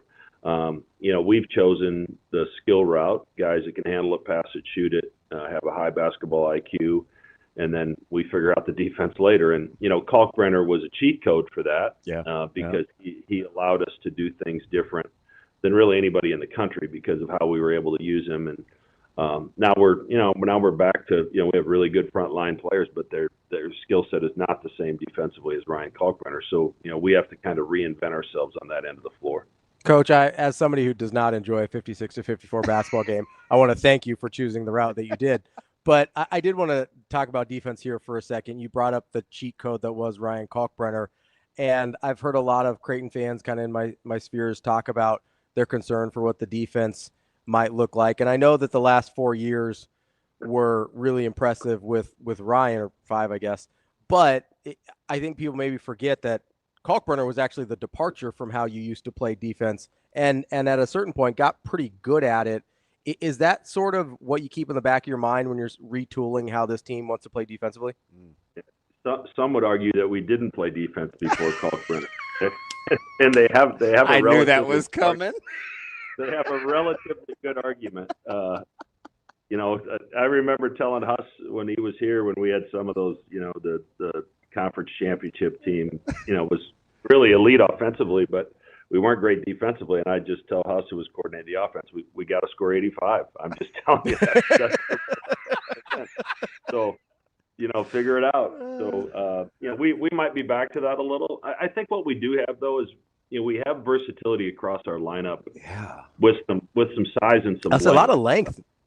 Even the point guards and Nick Graves and Ty Davis are 6'3", 6'4", but then you start with Dix and Blake Harper and Hudson Greer and Austin Swartz and Jason Green, and then you got Jackson and Isaac playing at the 4. I mean, everybody's like 6'5", 6'6" to 6'10". So, we have some interchangeable parts there that I think can be a little bit disruptive defensively. And it's just, when you build a team defensively, you start with how do you guard the post and how do you guard a ball screen?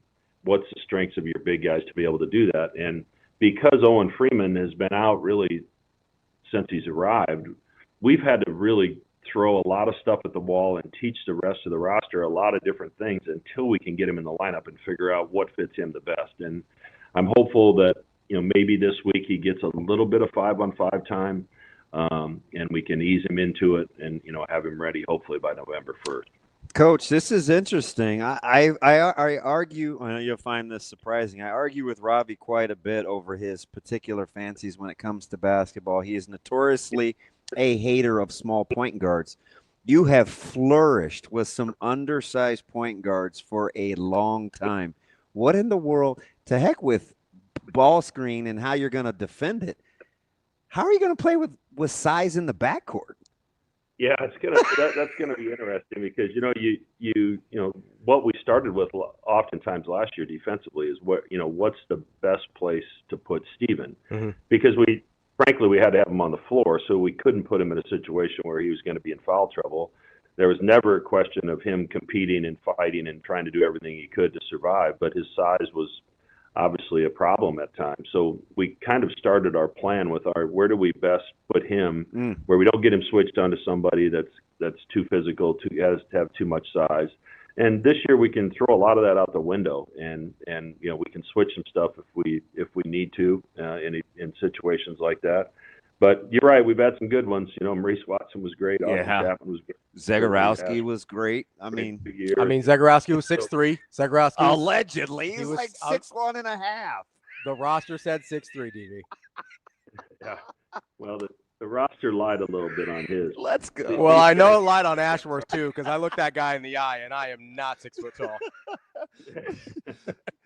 Coach, do you find yourself? It could be fun. Is it fun at this stage where you're kind of looking for ways to continue to be a lifelong learner, where now you get to figure out matchups and styles of play within your own team? You get to decide on minutes. Like this is kind of a different phase for you because you have so many gosh darn options. Yeah, I mean, it's on one hand it's fun. On the other hand, it's challenging. Generally speaking, every team when you start the season, you kind of know probably 3 starters, sometimes 4 starters, and then you kind of just build around that. And with this team, it's been strange, trying to figure that out. But it's also been fun, and obviously I'm always trying to learn. I was in Charleston this weekend to watch Ryan's first exhibition game. I promised him I'd be there, and was able to spend lunch Sunday with Grant Gibbs and Mark Daigneault, the head coach of Oklahoma City. Yeah. We spent a couple hours talking basketball, and obviously Coach Huss coming back after being a head coach for 2 years.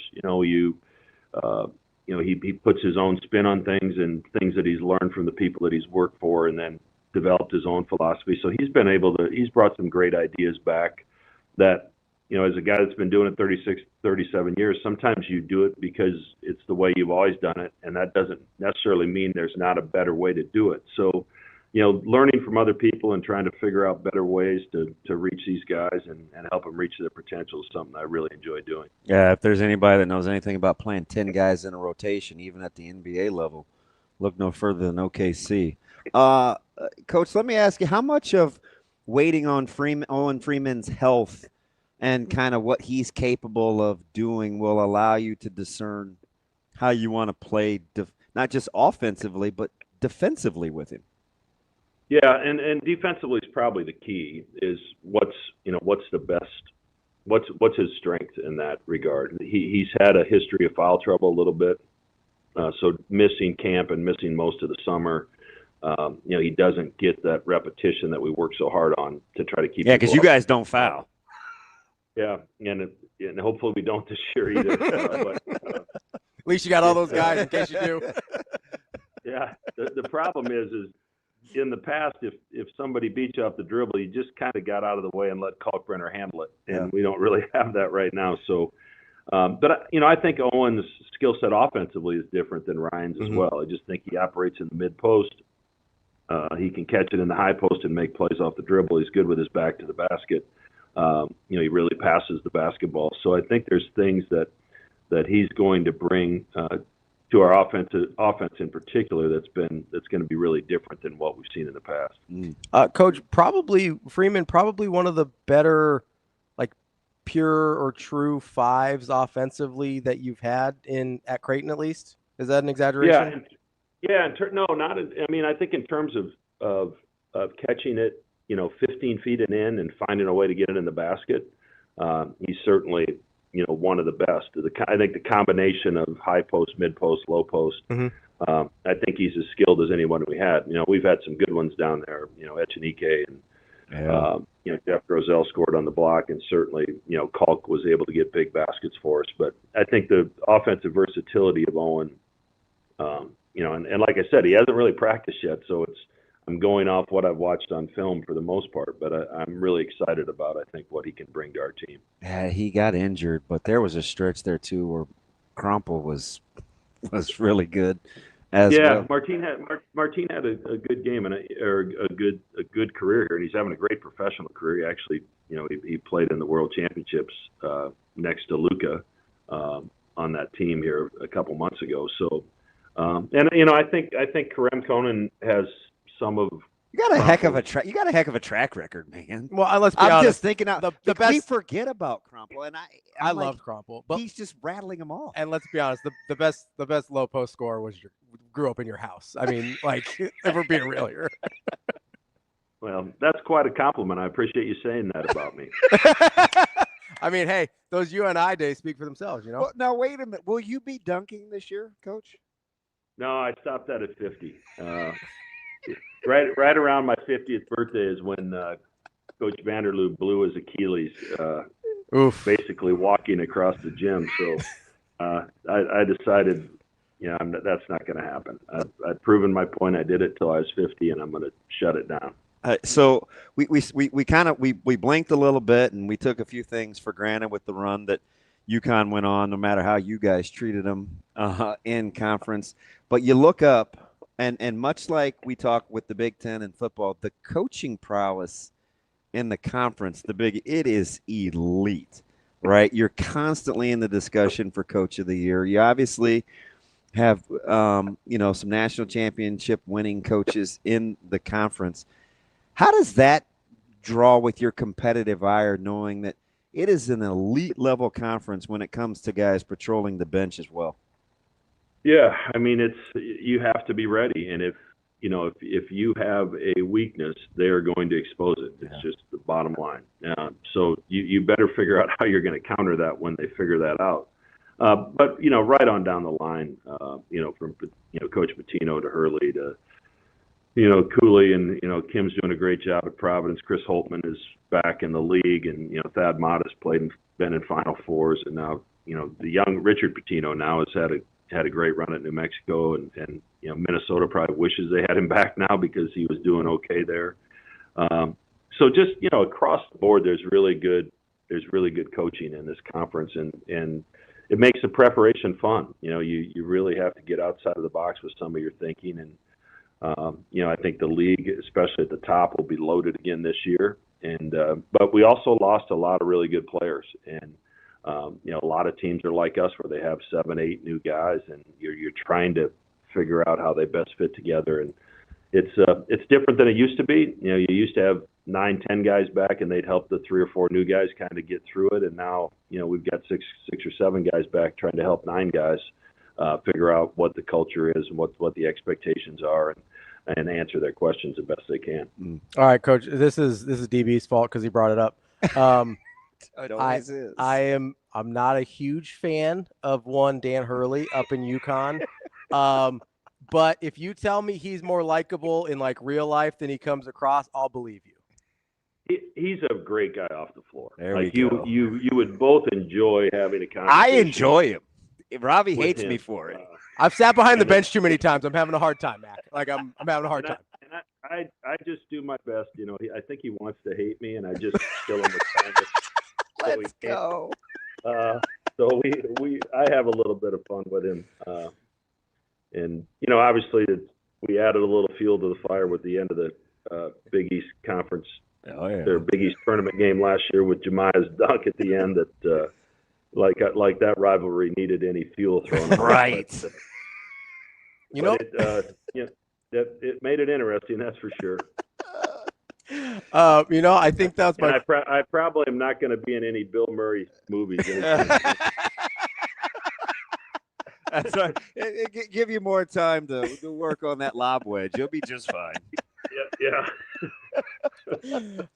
Coach, I got to ask about one of my just personal favorites on the team. Fedor Zugic had obviously a very strange year last year, and for an offseason part of this offseason as well. Is he going to be eligible? Is he not going to be eligible? Finally gets to play, kind of gets thrown into the mix there. What's the difference going to be like for him just in being able to prepare to actually play a season? Yeah, I mean, the second time through things, he didn't get here till right before school started last year. So he missed the summertime. And then he missed the spring too, because there was a couple different appeals that we lost. And then, he actually took off and went home. And our plan was, or we had the plan that he wasn't coming back, and we needed to recruit to make sure that we were covered. Yeah. So we did that, and then he ends up coming back. So now we have this depth problem. But he's, obviously he played great for us late in the year last year, and I think going through it the second time has been easier for him. He just needs to keep it simple. He really impacted the game in a lot of ways last year, and now he has to be one of the leaders of the team, and that's a lot to ask a guy that's in his second year, and that's part of the problem we have is our, Jason Green and Isaac Trout have been around a little bit, but Jackson and Ty and Fedor, our other 3 more experienced players, are only in their second year, and you're asking them to really grab this team and lead it, and that's a lot to ask of someone that's in their second year. But I think Fedor will play a very significant role for us. Fantastic stuff. I'm pretty pumped, Coach. I can't wait. I will say it should be fun, Coach. We appreciate the time for sure, and I'll be honest, the Jemiah Neal duck was my favorite part of the year last year. I really enjoyed that. Yeah. My reaction on the sideline maybe was a little different than my reaction in the locker room afterwards. So, I know you're busy with like a real job, but if you could take some time to count the number of segments we've had over this guy's disdain for UConn. It is. There's been a few, haven't there? I mean, it is incredible. Hey, I gave him props the other day. Speaking of the Jemiah Neal dunk, when he owned it, now he's like, "Yeah, I probably earned that." And I was like, "All right, Hurley, maybe I can ride with you." And as I mentioned, I went to Charleston to Kalkbrenner's game, and I'm sitting there, I don't know, 15 rows up or whatever, and of course I have two UConn fans right behind me that are screaming for McNeely the entire time. And, so you're like, yeah, we shut that guy down. I feel, we did a great job on him in Omaha. 1 out of 2 ain't bad. Listen, I was going to say 1 out of 2 ain't bad. Yeah, we were better. We were better the next 2 times, but the Omaha wasn't too good. Coach, appreciate the time as always. You've got that, man, exhibition coming up just right around the corner. We definitely appreciate you taking the time. We'll talk soon. Anytime, guys. Take care. Thanks, Coach. That is head men's basketball coach Greg McDermott from your Creighton Bluejays. Easy going, dude. Yeah, he seems like he's in a good mood. I like that. I love him. Yeah, I just like him. I mean, listen, I wasn't kidding when I thanked him for not choosing a 56-54 style of basketball. They do have some options. I'm excited about this team. Like there's a lot of guys on this roster I like a lot. I know, and that was the one thing that I was going to get out of the house and do when I couldn't get out of my fields. I was going to go to practice with DeMarino. Yeah, we had Hudson Greer and Fedor Zugic up here at a little Blue Jay preview. That Greer's going to be fascinating. He's interesting. So he's an interesting guy. You're going to think I'm crazy because it's your guy. I'm not sure what Zugic is going to do. Oh, he's just going to ball.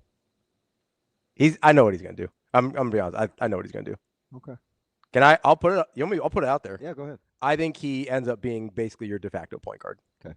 I mean, he's probably and he's a little different in terms of how he handles. It's not it's kind of like it's different size, but the quirky, the herky-jerky, the awkwardness, but the high IQ of maybe like a Baylor Shireman. Yeah. People have a hard time dealing with that style of play a lot of times. How he uses his body, the change of pace, the stop start. I think he basically maybe not in the it might be sort of a Austin Chapman Grant Gibbs situation where you have one guy brings the ball up or is in like fast break situations, but I think Fedor runs your offense. What are you going to complain about now that Creighton doesn't have smaller point guards? Dude, I had to hear about that for 10 years. Yeah, I don't love the smaller point guards. It's not my favorite thing in the world. I just think they've been so good. And listen, I love some of them individually. I just think it exposes you so much defensively. And that's usually where like a McNeely or some of those guys kind of get you a little bit, especially when you don't have like, hey, we're just going to throw Kyrie Thomas at you. Good luck. But I'm excited for there to be like a big backcourt and some guys that I really like. I think it's going to be fun. Pappy Ravi's I don't know if it's good for everybody else. It's better for me. I don't know. They like Mad Ravi when I go on rants and stuff. They seem to enjoy that quite a bit. Yeah, it's overrated. That's DB. I'm Ravi Lulla. We will be back tomorrow, and we will get deep into some Maryland prep as we continue. That's Hurrdat Sports Live. See you. Have a good day. Love you.